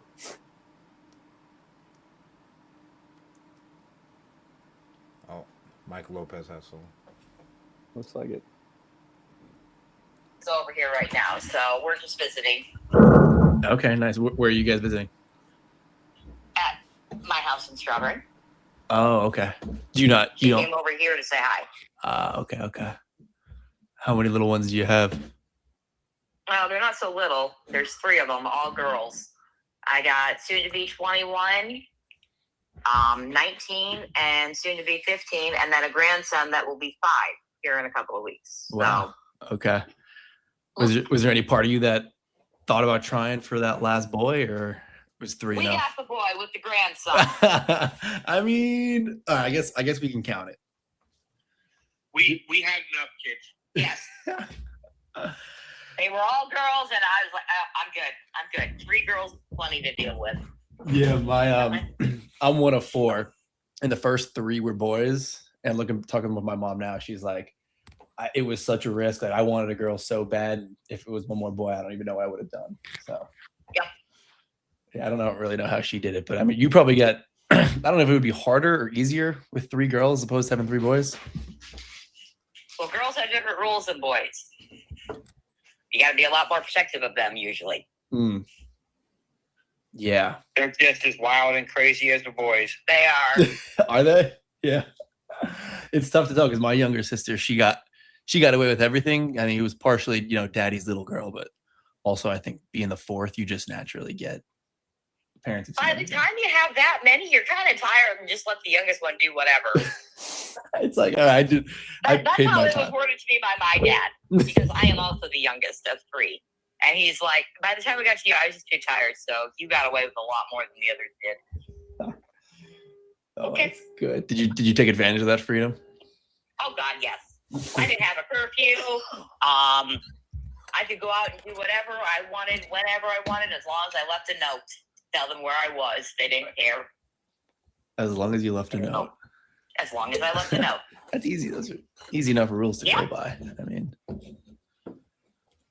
oh, that's funny. Okay, cool. So you guys, there's, in terms of living in the house, is this the primary residence, the house itself in Strawberry Point? Okay. Yes, it is. Cool. And who's still left in the house? My brother is waiting for an apartment to become available, and then he's moving out. Okay. And then it's my husband and our family. Gotcha. Okay, cool. And was that your husband who was chiming in earlier? Yeah. Yes. Cool. Yep. You are on speakerphone. It's just him and me in the room right now. The girls all left. Awesome. And what's his name? Charles. Charles. Nice to meet you. Michael. Hi, Michael. Cool. So what has you guys looking to sell? Well, you want me to tell you about the house? Please. I mean, I'm curious more so like why are you looking to sell, but definitely need to get into the house as well. Relocation. Okay. Are you staying in the area? Or are you guys heading elsewhere? We are hoping to go to Goreville, Illinois. It's the southern tip. I am tired of winter. It is hard on my arthritis and my lower back and my knee. I'm just fed up with all of it. Okay. Yeah, I don't blame you. I escaped the cold a few years ago and never looked back. Where'd you relocate to? I relocated to California. California. Yes. Yeah, I wanted to go there. There's some pros and cons like anything, but I'm in a small beach town, so no one really bothers me back down here. There you go. Yeah, Goreville. I typed in for a population of 15,000 and under, and I think they're sitting right around 1,000 people. Some like score. You like the small town feel? Yes, I do. We were all raised small town country style. Okay. I was raised in the country. Yeah, my husband grew up in the country, and I grew up at the edge of town. And yeah, I mean, it was just, it worked. Can't stand people. No, I'm really not a people person. You sound like a people person. No, I don't. I hate all those fuckers, especially if I'm on the road with them. I literally don't blame you. I also hate most people, but someone can make me laugh. I mean, you've already given me a couple of good laughs. And so maybe one-on-one, but when there's more than like 5 people in a room, I'm like, all right, like screw you guys. If I pull into Walmart or our grocery store and there's more than 10 vehicles in there, I'm like, yuck. I don't want to do this. You're waiting in the car for it to get under 10. Right? Oh, that's funny. So is this like a new thing you guys wanted to get out of Strawberry Point, or how long have you We been? moved up here because of my mom.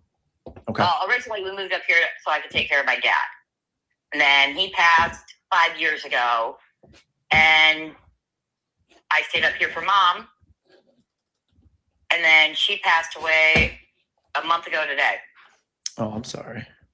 We agreed that we were going to stay and help her mom out for as long as we could until she passed on. While she passed on, I can't get a job. Why is that, We're Charles? not having luck with employment in this area. Okay. And There's just no jobs to be had. it's a pretty small town, right? Yes. I mean, how many people? Strawberry Point has like maybe 1,000 or 2,000 people in it. It is a blink of an eye. Wow. Okay. And so there's more opportunity where you're thinking in. Yes. Okay. Yes, because where I'm going for, I've got a couple of big cities within 20 minutes of where I'm at in multiple directions. Got it. So, I mean, job opportunity is going to be a lot better. Mm. Okay. That makes sense. So you said there's a couple thousand people? Yeah. Okay. And is it true the world's largest strawberry is in Strawberry Point? Or is that just... It is. It is. Oh, man. Yeah, I had a friend tell me that. Yeah, they ended up taking it down, what was it, a few months ago? And repainted it. Yeah, and they repainted it, and people were starting to, ask questions. Hey, where's the big strawberry at? Oh, no, they had to get some repairs on it. It'll be back. Well, I came here just so I could see it. Well, then you should have checked the schedule. Oh, my God. If I drove hours to see the world's largest strawberry and someone told me that it was taken down to paint it, I might have just burned the whole small town down. Right? Oh, man. Okay, so that makes sense. So you were in Strawberry Point. The idea was like until she passes on, you'll stay here. That was a month ago. So really, it was like not really wasting any time. Like you wanted to get out of there for a little while. Yeah, I'm wanting to sell the house and move. Every time I go in the bathroom, I walk past her empty room. Oh. I've got her ashes and Dad's ashes on a desk in there side by side. And it's heartbreaking just to look in there because it's like, Mom, hey, what are you doing? And Mom's not there. Gosh.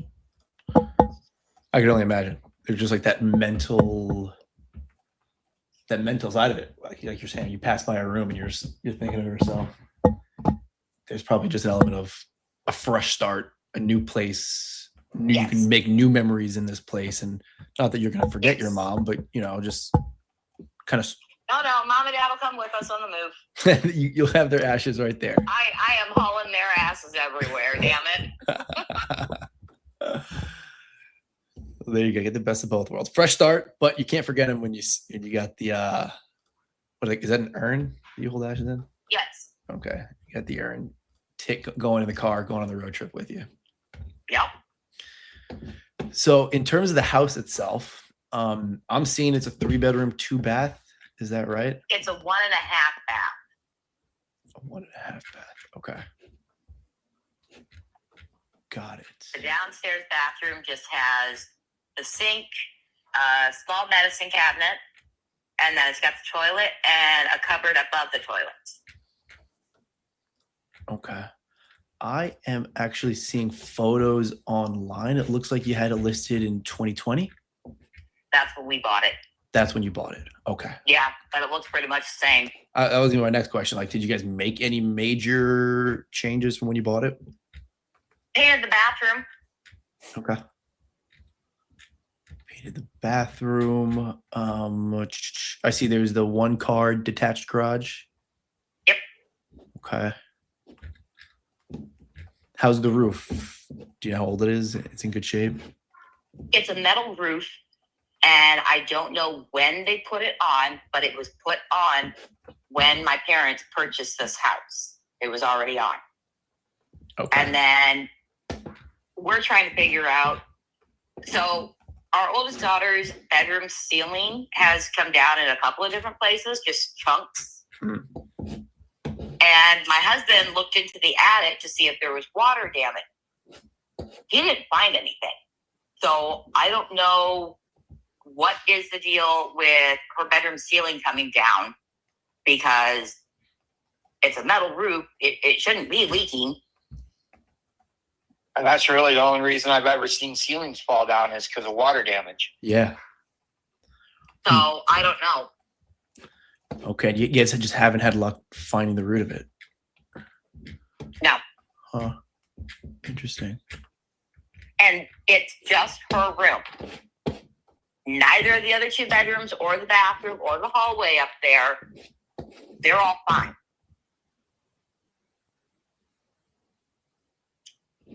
Huh. That's strange. Yeah, usually it's pretty clear where it's coming from. Yeah, and the chunks that fell, They were in opposite corners. They're diagonal from each other.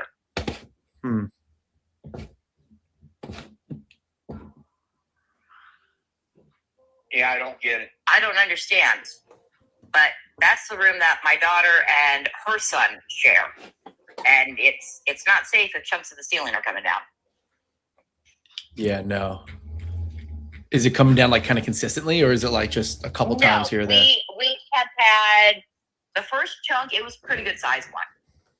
And it came down all at once. And then the second chunk came down, oh God, just a few months ago, didn't it? Yeah, it wasn't that long ago. The first chunk came down like a year or so ago. Yep. Oh, hell no, it's been longer than that because Oliver was a baby. The only thing I could think of is pull the ceiling out and re-sheetrock it. Yeah. Okay. And you haven't had anyone like come look at it really, like any roofer? No. Okay. No, mom did not want people coming in. Okay. Got it. She's an older gal.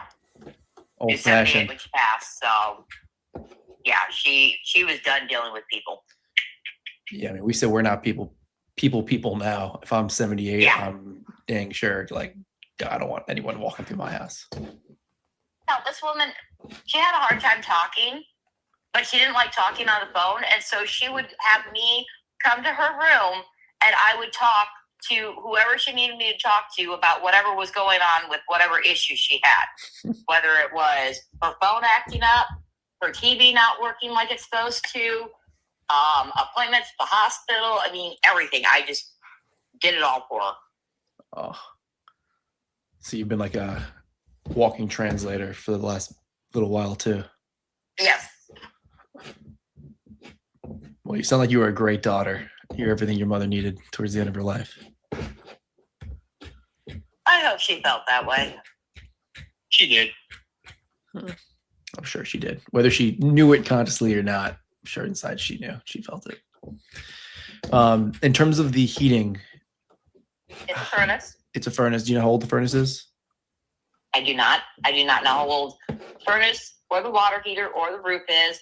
I know the central air unit got put in new last year. Okay. Windows are good. Aren't they double paned? Is that what that's called? When you could pull down the top of the window and have that screen, or you could pull it up from the bottom and have that screen. Those are the types of windows that we have. I think they're called the double pane. Okay. Got it. And for the furnace, water heater, all that fun stuff, you don't know how old it is. It all works well? Yeah. Okay. Never had a problem with the heat. We did 2 times, but it was our fault. One, there was a cord that was pinched in the door, and all we had to do was unpinch it, and we were good with the heat. And then another one, we had taken stuff. Somebody had gotten a new bed, and the old bed got put in front of the vent outside, and we weren't getting heat because everything was blocked. Okay. Kelly's got the truck, Nick's got a car. What do you see? Like a lot. Like the Grand Am? Yeah. Okay, yeah, that's Nick. Yeah, that's me. Yeah. Okay. I'm scared for the first time. Okay. No, you're okay. We're still on the phone with this guy, okay? A potential buyer for the house. All right, baby. Okay, sorry about the interruption. No, you're all good, please. So yeah, that makes sense in terms of the condition of the home. These pictures help a ton. What is your guys' timeline? You trying to get this thing sold and closed and moved in like weeks, a couple months? Okay, well, I have a piece of land picked out, but I don't have shit for money. And that's another reason that we're looking to sell the house. That way we can use that money to put towards buying the piece of property and getting the loan for the modular home. So I'm trying to figure out, how do you guys do this? Do I have to sign and then I have, like a week to get out and then you give me the money, or how does that work? So there's a couple different ways that we can go about it. Sometimes we just buy homes straight cash and you sign an agreement. We walk the house and we're closed in 2 or 3 weeks. That's like that's like what people kind of fill these forms out for. Now, obviously there's different factors. Sometimes the market in different areas are different. People have different goals in terms of how much they're looking to walk away with. And so we've been doing this for over a decade. So we've kind of got a few different creative options to kind of fit what you guys are looking for. So Okay, I'm open to hearing. So the timeline, it sounds like there's some flexibility. It's more so about you getting the cash and then being able to have some time to then with that cash go and buy a new piece of land. Correct. Okay. Is that right to you, Charles? So far. Okay. Okay. Sounds good. So my next question is, how much were you guys hoping to walk away with? How much do you need to be able to go and buy the land, get the modular home? I'm going to be honest with you. I have no idea which company you were with. I have filled out a few applications, and I'm just taking the phone calls as they come. Okay. Okay. Gotcha. So I want to say I'm looking for 130. Okay. But there is wiggle room for me to go down. Gotcha. I appreciate the transparency. So we're on the same page. I'll text you all my information after. Michael and our company is called Property Halo. Property Halo. Okay. Michael Lopez. But that makes sense. And is that like the 130 range? I know you said you have some room. Is that more so what you guys want, or is that what you need to buy the land and the type of home that you're looking for? It won't cover everything, but it will be enough to get me a loan so that I can get everything going. Gotcha. Okay. So how much time do you think you would need after closing to then like move? I got to get the piece of property, and then I got to get a hold of the company and tell them, because we're just doing a modular home, and I just got to tell them, which one, and 4 months. Yeah, roughly 4 months. So they need 4 months. I'm sorry, you guys will need 4.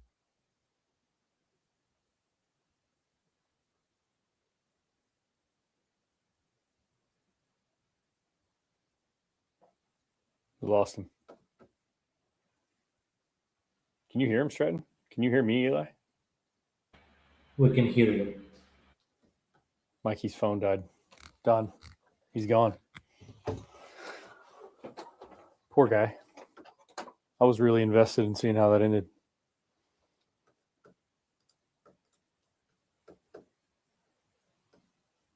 Anybody else get anybody?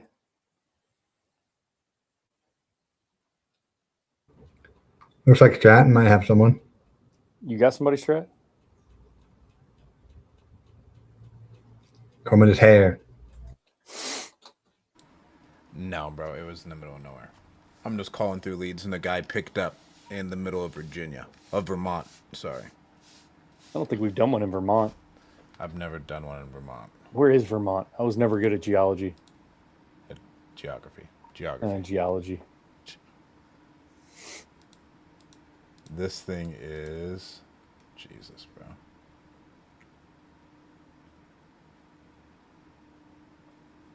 Almost by Canada. Almost by, like, Montreal. Vermont is by Maine. Gotcha. So there's one pickup for me. The guy wants 315 grand for a house that is built. That is 900 square feet. Built in 2023. 2 bedrooms, 1 bath. Does he have 100 acres? I'm trying to look. That's what I'd hope.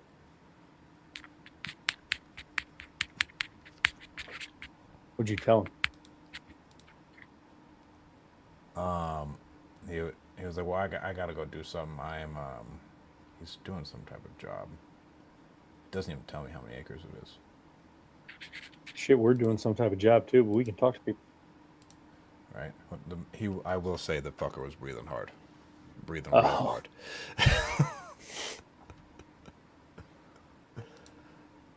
Was Mike's priced right? That one's gonna be tough to make a cash offer. It's just There's been 6 sales in the last year in the area. Oh yeah, So- that's Novation all day. There's really good comps for Novation. The Novation would be around 105 net. They And wanted what did they 130. want? They wanted 130. That's a bridgeable gap.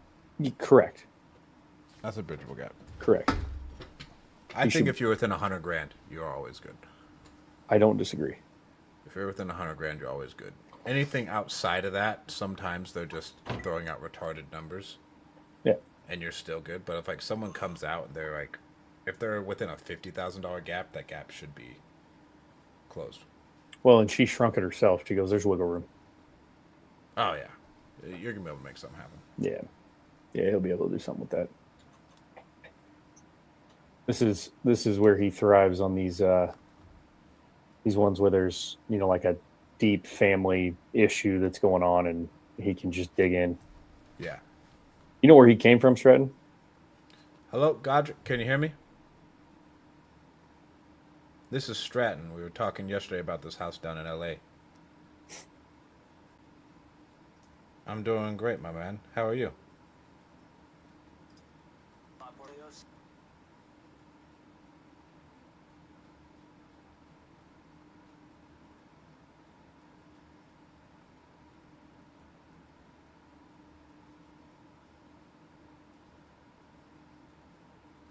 Okay. And you guys own the house together, or what's going on?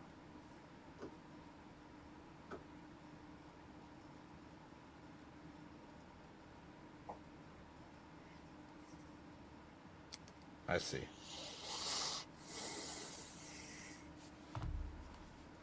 Okay. And how much did you want for this bad boy, real quick? Talk to him, see how much.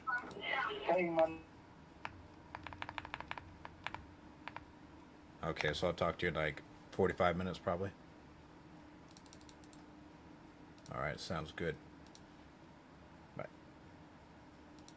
Did you say it was too late, Ben? On the East Coast? Yeah, a lot of people in the East Coast are. I found that calling the East Coast right now is a good time. Really? Pick up. Yeah. I'm doing it right now.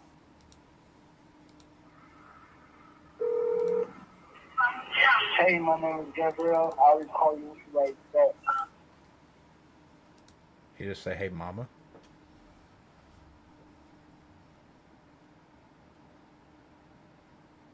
Yeah, Eli, we call till 8 p.m. East Coast. I think 8 p.m. is good. And then we'll switch over to Central. And then, what is it? East Coast, Central, Mountain, then Pacific. Is what we'll do. All the way down to 8 p.m. every time. But we're usually done at 5 PST. Nice. You guys start later then? Start at 8. Okay. Yeah, we start at 8. And then I found that like 12 o'clock is dead as fuck. Yeah. So, like we actually like have a lunch. Like tomorrow afternoon, we'll go. Friday afternoons have been like the slowest for us. Like Friday afternoons, no one picks up the fucking phone. Same. After 12 o'clock for us. Like, so like you can get in all of your calls and everything in the morning, because after that, like no one is randomly picking up a phone call. It is the craziest thing. Yeah, it's usually 1 o'clock, 2 o'clock my time, so noon yours. Yeah. Yeah, everything just dies completely. I don't get it. We can't get anybody on the phone after like 12. 12 to 2. 2's another, but then after that, it's dead. But we start at 7 PST on Fridays. Hey, Ben. Did you guys hear any of this call that I'm on right now? Or No. Was I muted the entire time? It cut out at some point. Oh, damn. Okay. She wants to know if we do 110. I think those numbers made sense, no? Close. Yeah. And we said like the range. The biggest challenge is going to be that ceiling, how bad it is. Yeah. Tell her, listen, I can get you the 110 as long as the ceiling's not in horrible condition. So send me photos of the ceiling. I'll lock you in at 110, and if it comes back and I can't convince the team that that's not going to be a crazy high repair, Okay. So get the agreement and say, wait, after that, we'll have a look at the ceiling. If it's not ridiculously expensive, then we feel comfortable with the 110. Yeah, just tell her you're going to bat for her. Say, listen, I got him to agree to 110. I told him the ceiling's not that big of a deal. It's going to be a little bit of money. No big deal. Okay. Gotcha. All right. You still here with me? Fumbles this, bro. Yes, I am. All right. So here's what it comes down to. When we do this, for us, the biggest thing is like our reputation. I want to make sure that if I guarantee you a number after 45 to 60 days, which by the way is typically the timeline that we're looking at, that we're actually going to deliver on that number. Okay. I think that we can do the 110, but I want to be very, very transparent in that what it would come down to is if the ceiling is in terrible condition, then we might need to come back to the 105. Okay. I went to bat, and I'm going to continue to go to bat for you. Like I said, 110 I think works. So what I'd like to do is get it locked in at the 110. You send us some photos. Maybe we'll send someone out to see what the repair looks like. You'll know within a week if we can't do the 110. I'll just tell you very straight away, so we don't waste your time, and of course we don't waste our time's team and resources as well. Well, the ceiling needs replaced. It does. It can't just be fixed. Okay. Like the whole, more so like the ceiling, or if it's like an entire roof that needs to be fixed. Oh, no. Definitely not an entire roof. Yeah, that's kind of the concern is like, all right, well, if there's major holes in the roof, then like we're going to have to repair the whole roof, and that's going to be different. I understand where you guys are coming from. Okay. Pretty sure the roof is down. Yeah. Pretty sure. Okay. Well, yeah, if the roof is sound like I said, we can have a look, and if not, we'll have someone more experienced have a look at it. But I don't think that your 110 is crazy. Obviously, for us, it's like it needs to make sense for us, but I know it needs to make sense for you guys and the goals that you have. So, what I'd like to do is go ahead and just send you this agreement. All right. You guys have a look at it. Let me know any questions that you have. And then once that's authorized, we'll get to work on it. And like I said, we can kind of expect that 45 to 60 days. If you guys need like a couple weeks, a week or two after closing to like relocate, that's totally fine. We are more than happy. You know, we work in a lot of states. I know we do work in Indiana, Illinois. We're also happy to have our team go and look for land. And so just in terms of relocation, like that's something that you guys want help with. Like I said, this is a partnership. Like we're in it together. Happy to do whatever you guys need on that end as well to make relocation a little bit easier. That's very sweet of you. I might take you up on that. Please do. Not enough people. People think I'm just throwaway. It's like, no, like this is an end-to-end process. And honestly, I think that's why we've been able to do this for as long as we have, because it's not just a house. Like, I mean, that's why I even like get to know you guys a little bit about the family. Like that stuff matters to us because that's what makes it so if you guys sell another house in a couple years, or if your brother wants to buy a house or sell a house, you're like, you know what, that Michael guy, he was all right. He took care of us. You'll send him my information.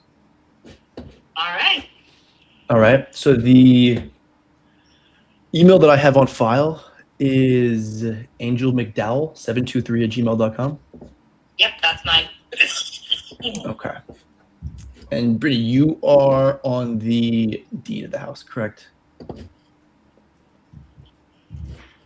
I have to tell the bank if I want to keep the house or sell it.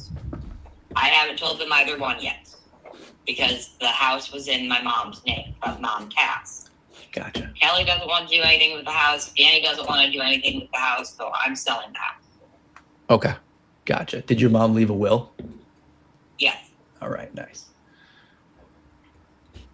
That's good. So they're on board. They're just like, I assume they're going to want their money at closing, or are they like, it's all yours? They said they were done. They were walking away from the house. They didn't want anything to do with it. Okay. Got it. And so is there you have like a copy of the deed?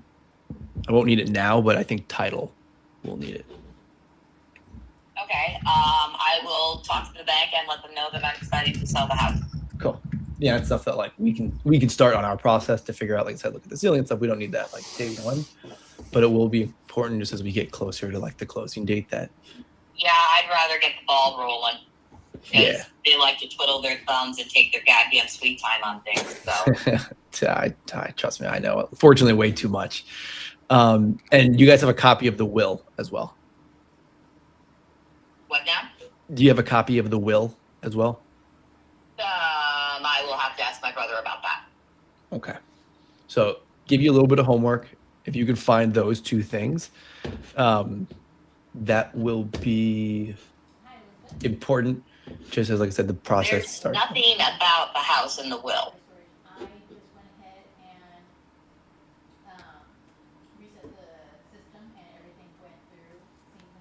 And he's gone. Where'd it go? But it's no bueno if there's nothing about the house in the will. Yeah, it's dead.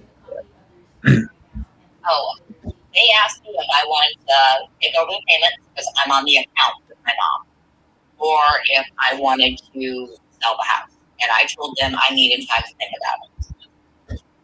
Okay. I've already gotten a couple of bills for the mortgage, and without working, I can't do it. Totally. I get that. So were you on the loan as like a co-signer? Because usually lenders don't talk to you at all if you're not on the loan. No, the only reason I get to have any information is because I'm on my mother's bank account. Got it. They couldn't even tell me how much was owed on the house. But when the letter came in the mail for the bank, I opened everything and I saw how much was left for what is owed on the house. Okay. So that's the only reason I know. Okay. Well, that might be something that we will have to troubleshoot. But thankfully, like we've been doing this a long time, so either myself or guys from the team can just help kind of navigate and let you know very straightforward, like, hey, this is what we're going to need. This is what to ask from the lender, all that fun stuff. In the meantime, we'll do one thing at a time. I'm going to send you this agreement. All right. You guys have a look at it. If everything looks good, go ahead and authorize it. All right. And then we will start the process from there. Okay. Right, do you have any questions for me for now? Yeah, I want you to try calling me on my phone. I couldn't get my phone number in. It wouldn't accept it. So I'd like to just give it to you because this is my daughter's phone. Oh, really? Yes. Did your daughter fill out the initial form? How'd that happen? No, I filled it out. I filled everything out, but she was gone and it wouldn't accept my phone number. So I put in her number. Got it. And told her, hey, yeah, someone's going to be calling. So, like, okay. Okay. What is your phone number? 563 293 1418. All right. So we got 563-293-1418. Correct.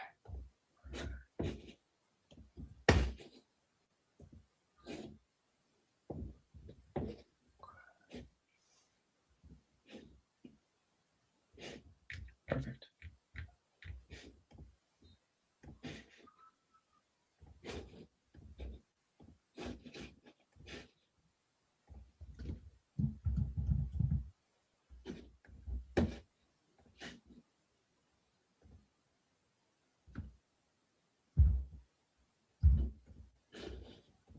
All right. So what I'm going to do, Brittany, I'm going to text you from.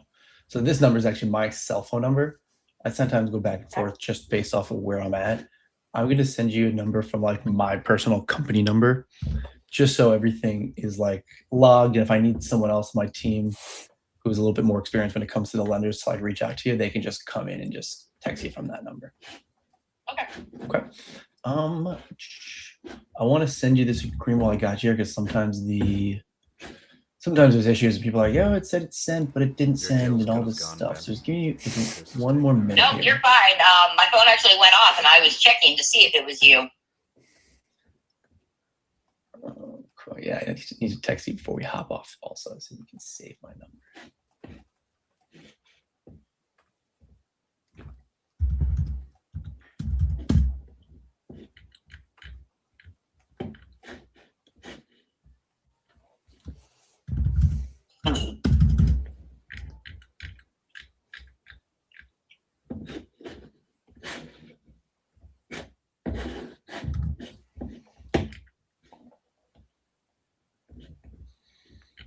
It's funny. You were the last person that I was going to call today, and you've probably been the most lovely person that I've spoken to today. So thank you for that. Oh, well, aren't you sweet? I'm actually an asshole. Me too. You know what they say, you save the best for last. And you guys have to make sure that you don't talk to anyone else. So I'm the best in your eyes. Oh, okay.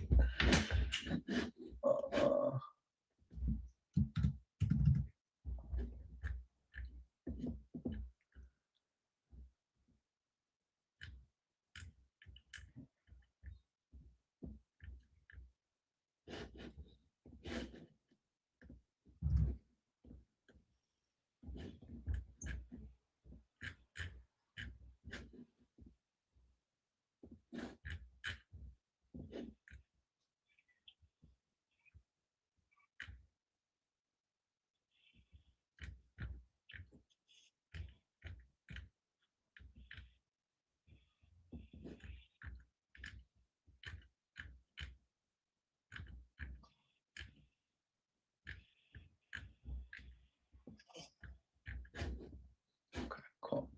So I'm gonna put the closing date on this just as September 30th. Just know we like to shoot it out, so we don't need to bother you with any paperwork. Just know we're gonna get this done before then. So it'll be on or before. And Brittany, is your name how it came into the system? Is that like your full name? Brittani? Brittany Noel McDowell. That is my full name.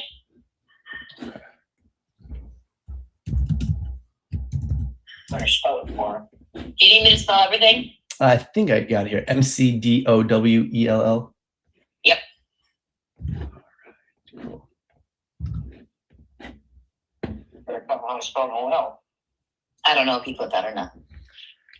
Yeah, this one I'm not going to. Actually, I actually could here. Yeah, let's do. Is it Noel? Noel? There's another L and an E at the end. Noell. E. E. 2 L's and an E. Okay. Yep.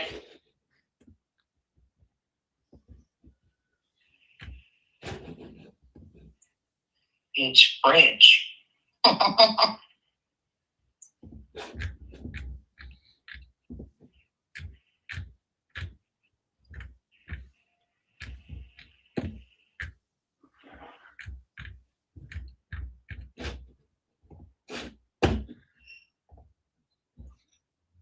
All right, so I just sent that off to you. All right. Let me know if you got it. And I've got, like I said, you're the last person I'm talking to. So if you guys would like, you can even just look through it just to see if you have any questions for me just while I'm on the phone. And usually things come up for people. Okay, what did you send me? So I sent you, it came from Proof. It might have, I think it probably came through as Benjamin Allgeyer. He's the boss man. Yep. Cool. So you should be able to open that up. It might ask you to create an account. I know sometimes it does that.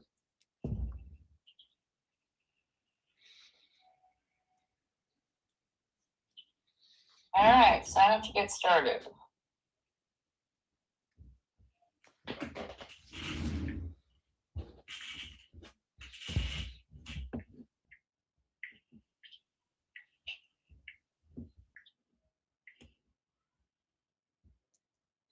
That's the password. Okay. I'm gonna forget that. Oh, no. If I don't write passwords down within 30 seconds of creating it, it just like wiped from my memory. Like some Men in Black. Yeah. Okay. This will take about 15 minutes to complete. Review your document.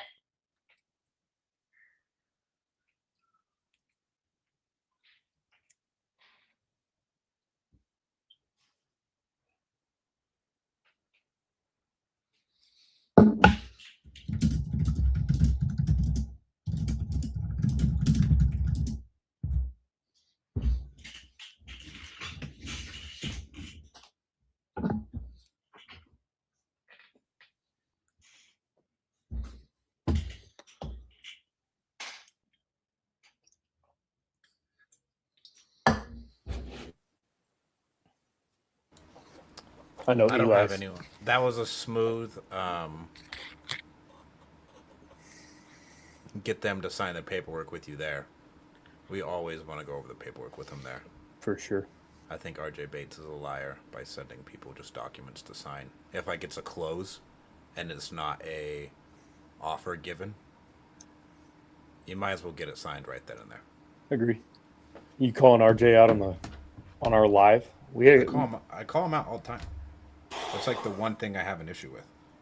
We deal with the most non-committal humans on earth. Correct. Like in sales, in general, I would say it should be a rule of thumb that you should go over the paperwork with your client. 100%. Before the time kills the deal. 100%. Because what happens if they get a call 2 seconds after you hang up? And that should happen more than likely. It likely will. If they're filling out all this paperwork or all these forms online, they're going to get a call. Yeah, they're going to get a call. I was talking to a lady in Sarasota yesterday. We were on the phone for 20 minutes. She got 8 calls from other cash home buyers in the 20 minutes we were on the phone, and she would stop in the middle of our conversation and go, "Hey, hang on, I'm getting another call. Let me answer this." She would come back on. She goes, "It's another cash home buyer. It's another cash home buyer." And by time 4, I was like, "Hey, they're going to keep calling. I'm trying to get through this with you so that you have something in front of you. Can you stop answering these phone calls?" Yeah, you should never, ever, ever. Just like what Ben said, like everybody if they get the offer, they get the paperwork is one thing. But like if you're there and in the pocket, the deal has to be closed then and there because you're still going to have an issue of people backing out. And like we're not belly to belly, so you're just a random guy on the phone. Correct. So like they really don't owe you anything. A lot of people are like, "Bro, fuck you. I signed with someone else." Yeah. And then you can threaten them with like a legally binding agreement. But depending on the state, bro, it's not even like worth it. It's not.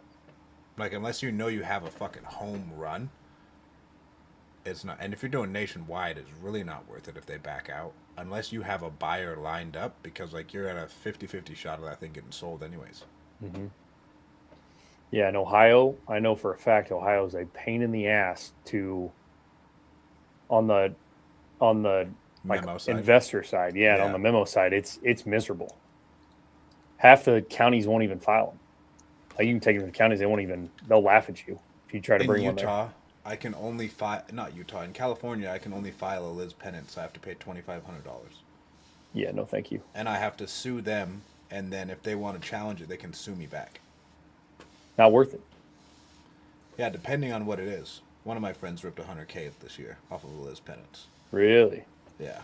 But the people were they signed with him, they were tweakers. And then they ghosted him, and so he filed the Liz Pennants, and then another person locked it up, and he was like, "I'm only doing it for like $100,000," and they paid him his $100,000, and they still wholesaled it and made 50. Huh. Yeah, you guys deal with different price ranges out there. We don't have houses in Missouri that you could do that too. It was like a $500,000 house. Yeah, I don't think I've ever thrown out a cash offer on, or I don't think we've ever locked up and been able to wholesale a $500,000 house in Missouri. There's just not that many of them. Really? Yeah. Yeah, I mean, like 300 to 500 is where I like to be. The 200 is still solid. Under the $100,000, I don't like. Yeah, that's just those are the ones that we'll take down. In Missouri. Yeah, Missouri or Kansas. Nationwide. Yes, for sure. Nationwide, underneath $100,000, I found that is really hard. They're brutal. It's hard to make a rip, and especially if they're under $100,000, where are you going to find a buyer for it? Where are you going to find a buyer for it? your novation profits will be eaten up very quickly. For sure. One thing goes wrong, you're screwed. Yeah, one thing goes wrong, it's over. Where's this one? But yeah, so we started marketing more in like Connecticut, Massachusetts, Delaware. Really? Interesting. And New Hampshire. Huh. It's like California. The prices are crazy. Those and are they're all title company states. The foreclosure game's coming back right now. You think so? Tiffany and Josh up in Ohio, that's like a big part of their business is door knocking now. So, I know, I was talking to Dean about this, and he knows like the largest home buyer in LA, and they refuse to market foreclosures. Why? Because any guru who's in Phoenix right now is being sued by the Attorney General for being predatory. Against foreclosures? Against foreclosures. Really? And like they're being like sued. And every guru who you think I'm talking about is getting sued. Wow. By the Attorney General for saying that they're predatorily marketing to these people. They probably are. I mean, someone's got to buy it. I hear you, but you also have to present it in a way that, you know, actually adds value to the homeowner, not, hey, you need to sell your house right now. There's a guy in our market that a couple of years ago, what he was doing was going to people in foreclosure, walking in their door and saying, hey, God told me that he put me here for a reason. And the reason is to buy your house to stop you from going into foreclosure. What? Yeah. Did he go to jail? No. What happened to him? Us and other home buyers would go in after him because he, you know, you would get the people that just didn't believe in God, and he would say that to them, and they're like, get the fuck out of my house. So we walked in after him on a handful of these deals, and they're like, why didn't you go with him? They're like, well, because of this, and this. And they would explain the story, and we're like, that is so cringe. Because then he would say, you know, I really think that you should go to church with me on Sunday. I'll bring you with me. We have a guy in town who does something similar, but he won't say God sent me to buy your house, but he'll pray with the people. Like, and he's a big God guy regardless, though. And they think that justifies what they're doing in their head. Like, they believe wholeheartedly that justifies what they're doing. That guy fucking believes it. And but this guy is, I don't know if they still are. They were the biggest wholesalers in Central California, and he would just door knock and pray with people, and they'd pull stuff directly from the county, and that's all they did. I'm not winning like that. No shot. No, I won't. If you told me that was the only way that I could do it, I'd be like, yeah, I'm gonna go find something else to do. It's not 5 gallons, Demetrius. It's a gallon. So is mine. I just have really big hands. That's what I tell my wife. But it's huge, Stratton. Are you on 75 hard still? No, but it's just convenient to have the water. Fair. Because I'll go all day without drinking anything. I'm 8 months in on July 28th. No, 7 months in on July 28th. No drinking. I go in spurts. It's like a quarter at a time. Yeah. But dude, I've dropped 4.5 years off my whoop age. Okay. Yeah. It's been wild. I hadn't drank since February, and then it was the 4th of July, so I had a couple of drinks. Then I went to LA with my sister, had some drinks, and then I think I had a beer on Sunday. This is all within like the last 3 weeks. Yeah. And then I'll probably...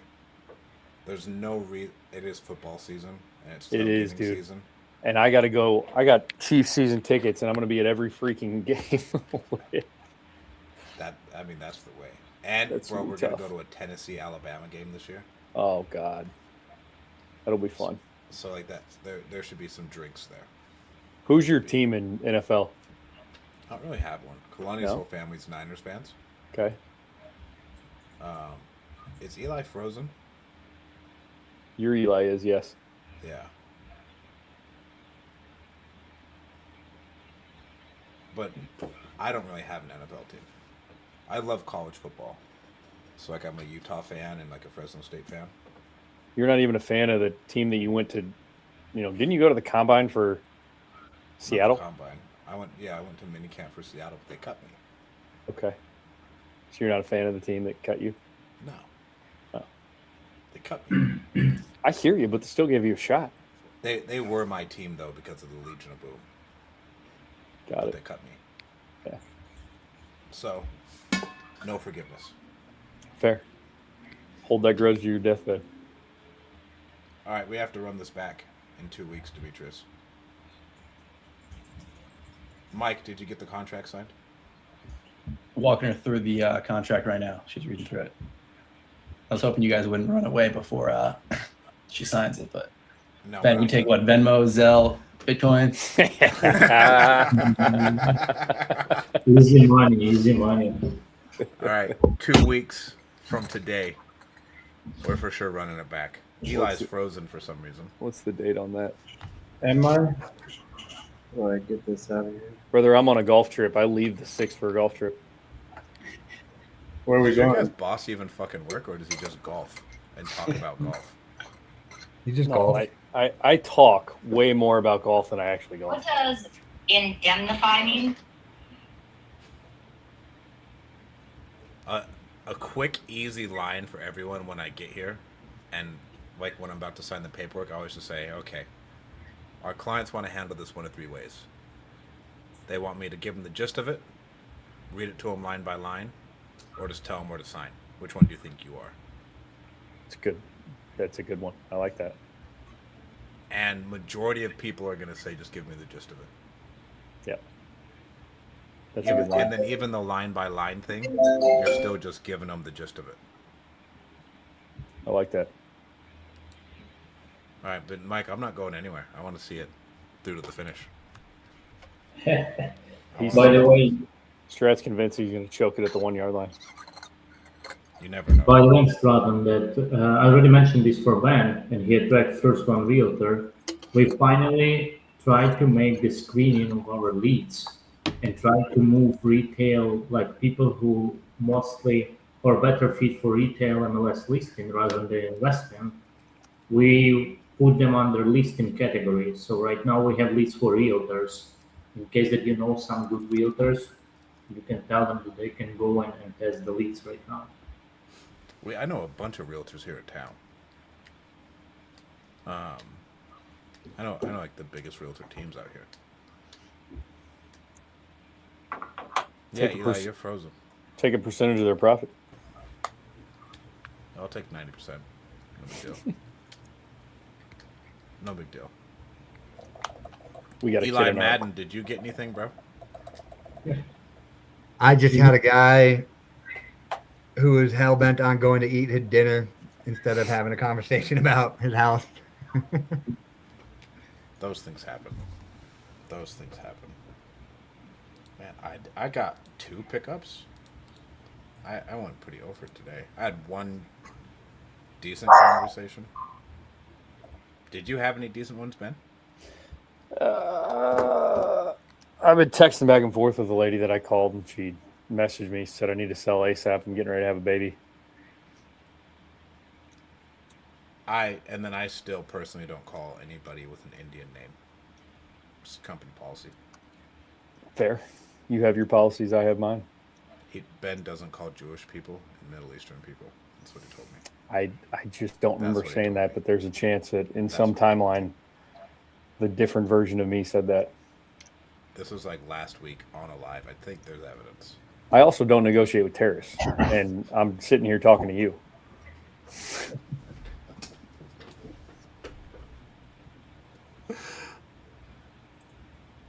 All right, who else we got? Mount Vernon, Washington, Kansas. What time do you guys usually end, Ben? What is it, 7 for you? Yeah. So you guys are late. Yeah, we got guys all over the place, though. So we got one guy in Puerto Rico, one guy in Florida, one guy in KC, Eli's in Colorado, Mikey's in LA. Oh, Mike's in LA? Mm-hmm. Hermosa Beach.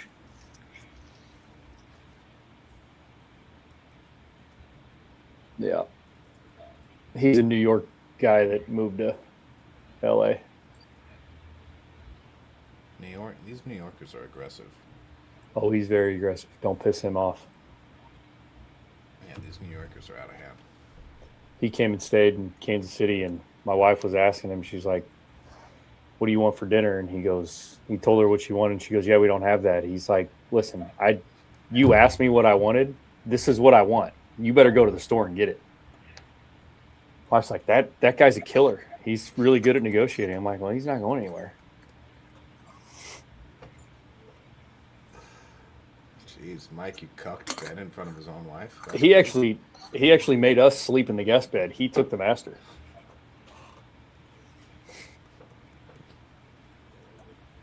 Surprised he even let you stay at your own house. Oh, I know. I had to negotiate to even stay inside.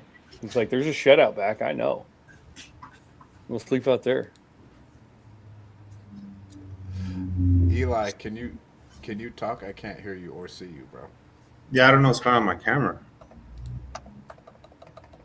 Have you had any pickups? Just that one lady that was it. No, Brother, Well, I think too. if we have anybody with epilepsy watching this, they're off the call now. They're in a seizure.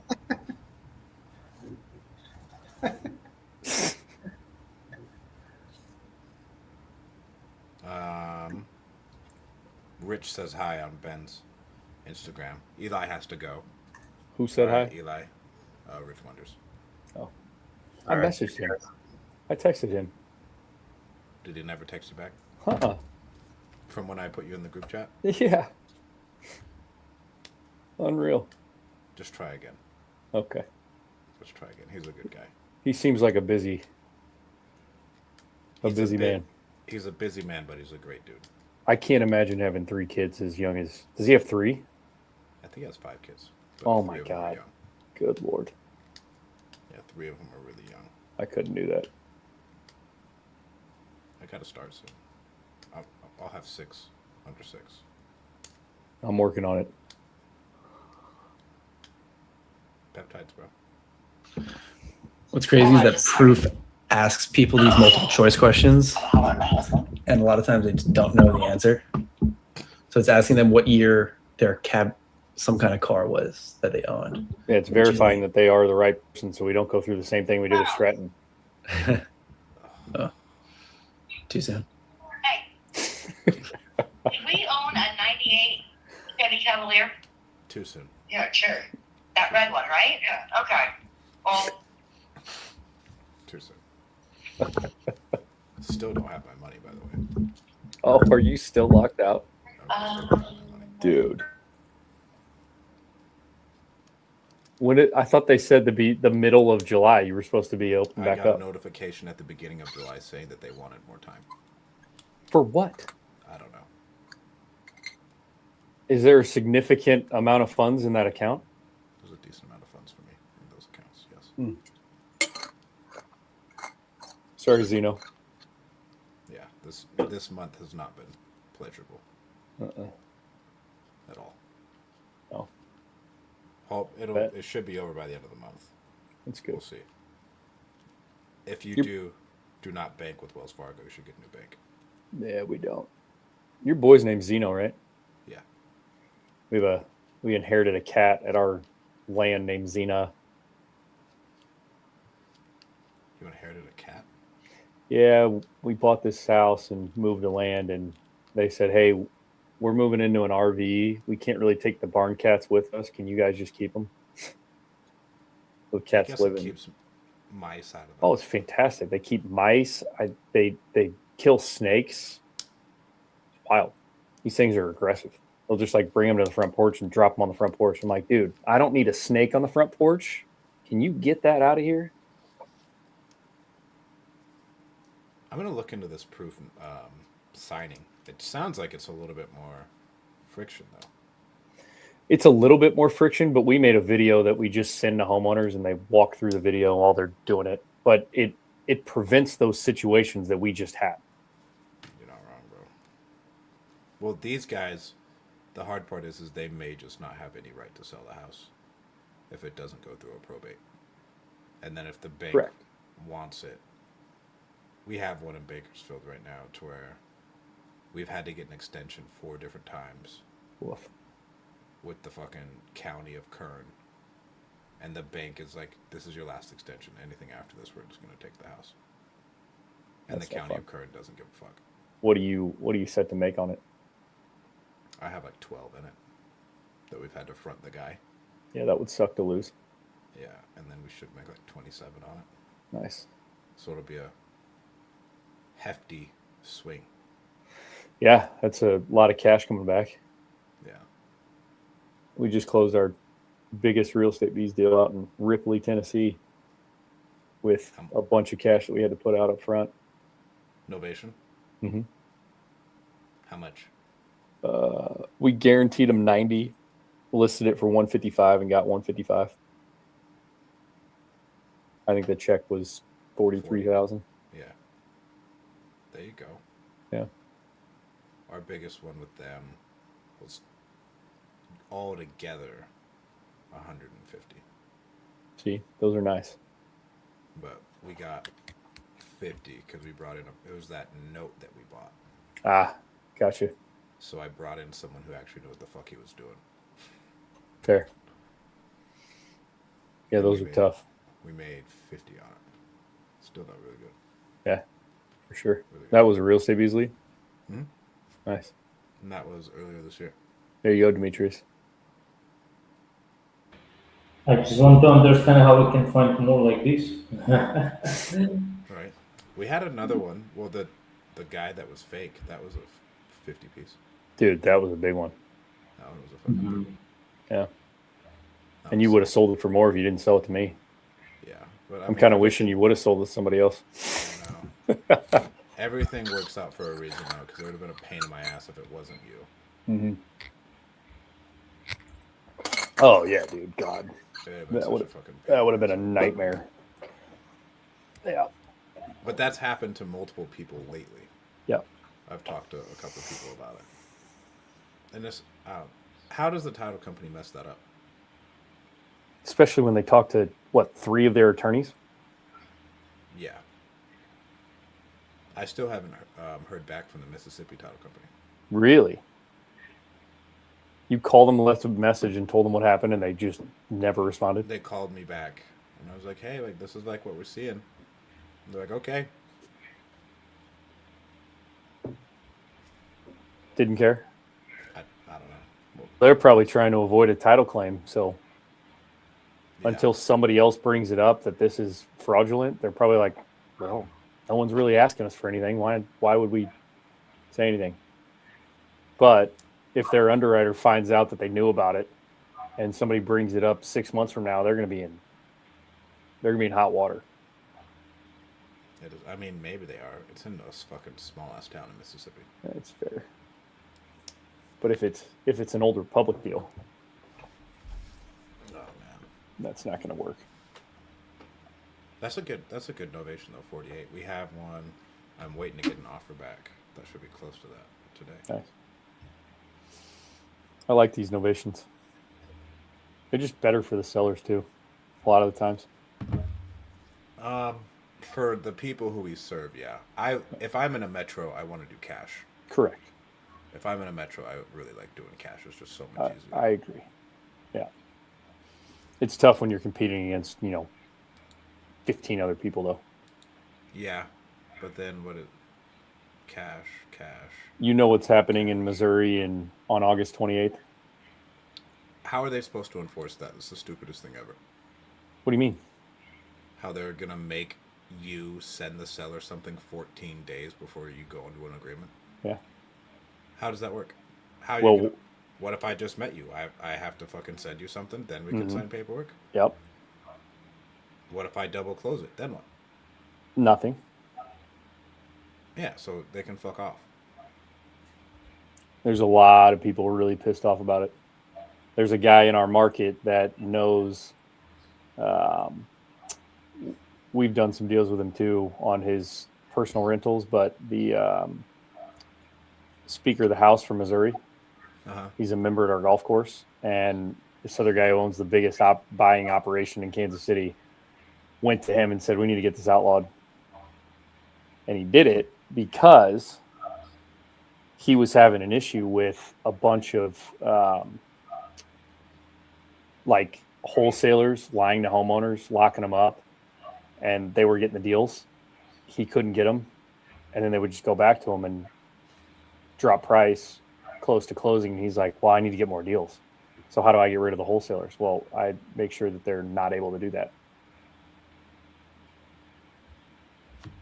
But then it's like, well, if I just double close it, that doesn't matter. And so For it's sure. all for naught. For sure. But a lot of these wholesalers are dumb and they don't know how to figure out how to get financing for a double close. That's the other thing, though. Like all these, Yankee has a $10 million fund that he raised for transactional funding. Mikey does? Yeah. Bro, they did numbers last year. Did they? They did 8 figures last year. Good for him. And then another one of my friends has one, and then I know another guy with one. To where that'll just be the way, and then a title company is always going to take the business.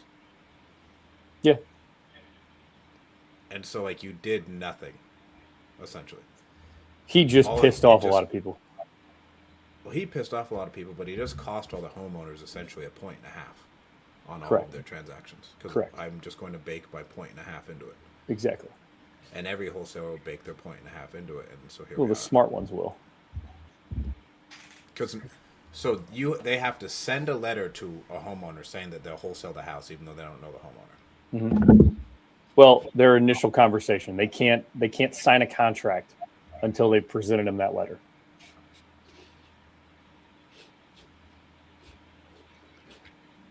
Yeah, the next step, exactly. But the next step that he's trying to get past, and that's what they're actively talking about in the state right now, is every single person who's in real estate doing any sort of real estate transactions has to be a licensed agent. And I don't think that helps anything either, because agents are all retarded. It doesn't. And you can get your license in fucking a month. You can do it in 7 days. Yeah. So what the fuck, bro? He's just trying to create friction for wholesalers, which, I mean, the guy's got $20 million liquid. He just wants more deals. They're spending $350,000 a month on marketing. And he just wants to buy more houses. He just wants to buy more deals. All right, we're signed, sealed, delivered. Am I good to go to the beach now, or? So I will say, it only counts if they can actually sell the house. Listen to Stratton throwing in rules at the end of this. No, good job, Mike. Good job, Mike. I'll see you guys at Psalm now. Okay, perfect. Let's hear it. Stratton loses and we win. Show me the money and I'll say. Thank you guys. That was good. That was decent. He picked up a guitar, what, a couple months ago? Yeah, a few months ago. Fuck you guys. All right, Ben, when do you get back from your golf tournament? Let's see. We're gone the 6th through the... we come back on the 9th. So I'll be back on that week of the 13th or the 10th. So we could do the 13th if you want. The 13th it is. It'll give you 3 weeks to go find another rep since your other one disappeared. I mean, you did have 2 people on the phone. Well, you had 3 people. We only had 2 people. So the odds were in your favor. So I should technically get a handicap, but I'm not going to do that to you. But I was late. You were. All right, you guys have one. I already have to pay Ben anyways. I already have to pay him his nonsense. This was fun. Yeah. Sure. We're going to do this internally now. Every Thursday for 4 hours. Everybody's getting on the phones and making calls. I do it once a week. Do you? Probably. Yeah, I do it once a week. Because at the end of every day, so like 4 to 5, we call it power hour. And so it's just to pound the phones, send in the meme in the chat, and get after it for that hour. Because I think people pick up the phones the most. 4 to 6, in my opinion. I don't disagree. Cool. All right, Eli's Mikey. licking his Throw wounds. Good job, Throw Mike. it into there. Thank you, guys. Good job, buddy. All Thank right. you, Demetrius. Yes, thank you, everyone. Congratulations, Mike. Congratulations, Ben. You already learned something, but I hope you will close it. And I already schedule another one at the 13th of August. So see you, all of you there. Demetrius is like, can you guys shut up so I can go to bed? It's 2 a.m. It probably is pretty late. Yeah. Yeah. It's 1 p.m. There you go. Well, thanks for being up with us, Demetrius. All right, brother. All right, guys. Later, fellas. Yeah, see you, everyone. Have a good one.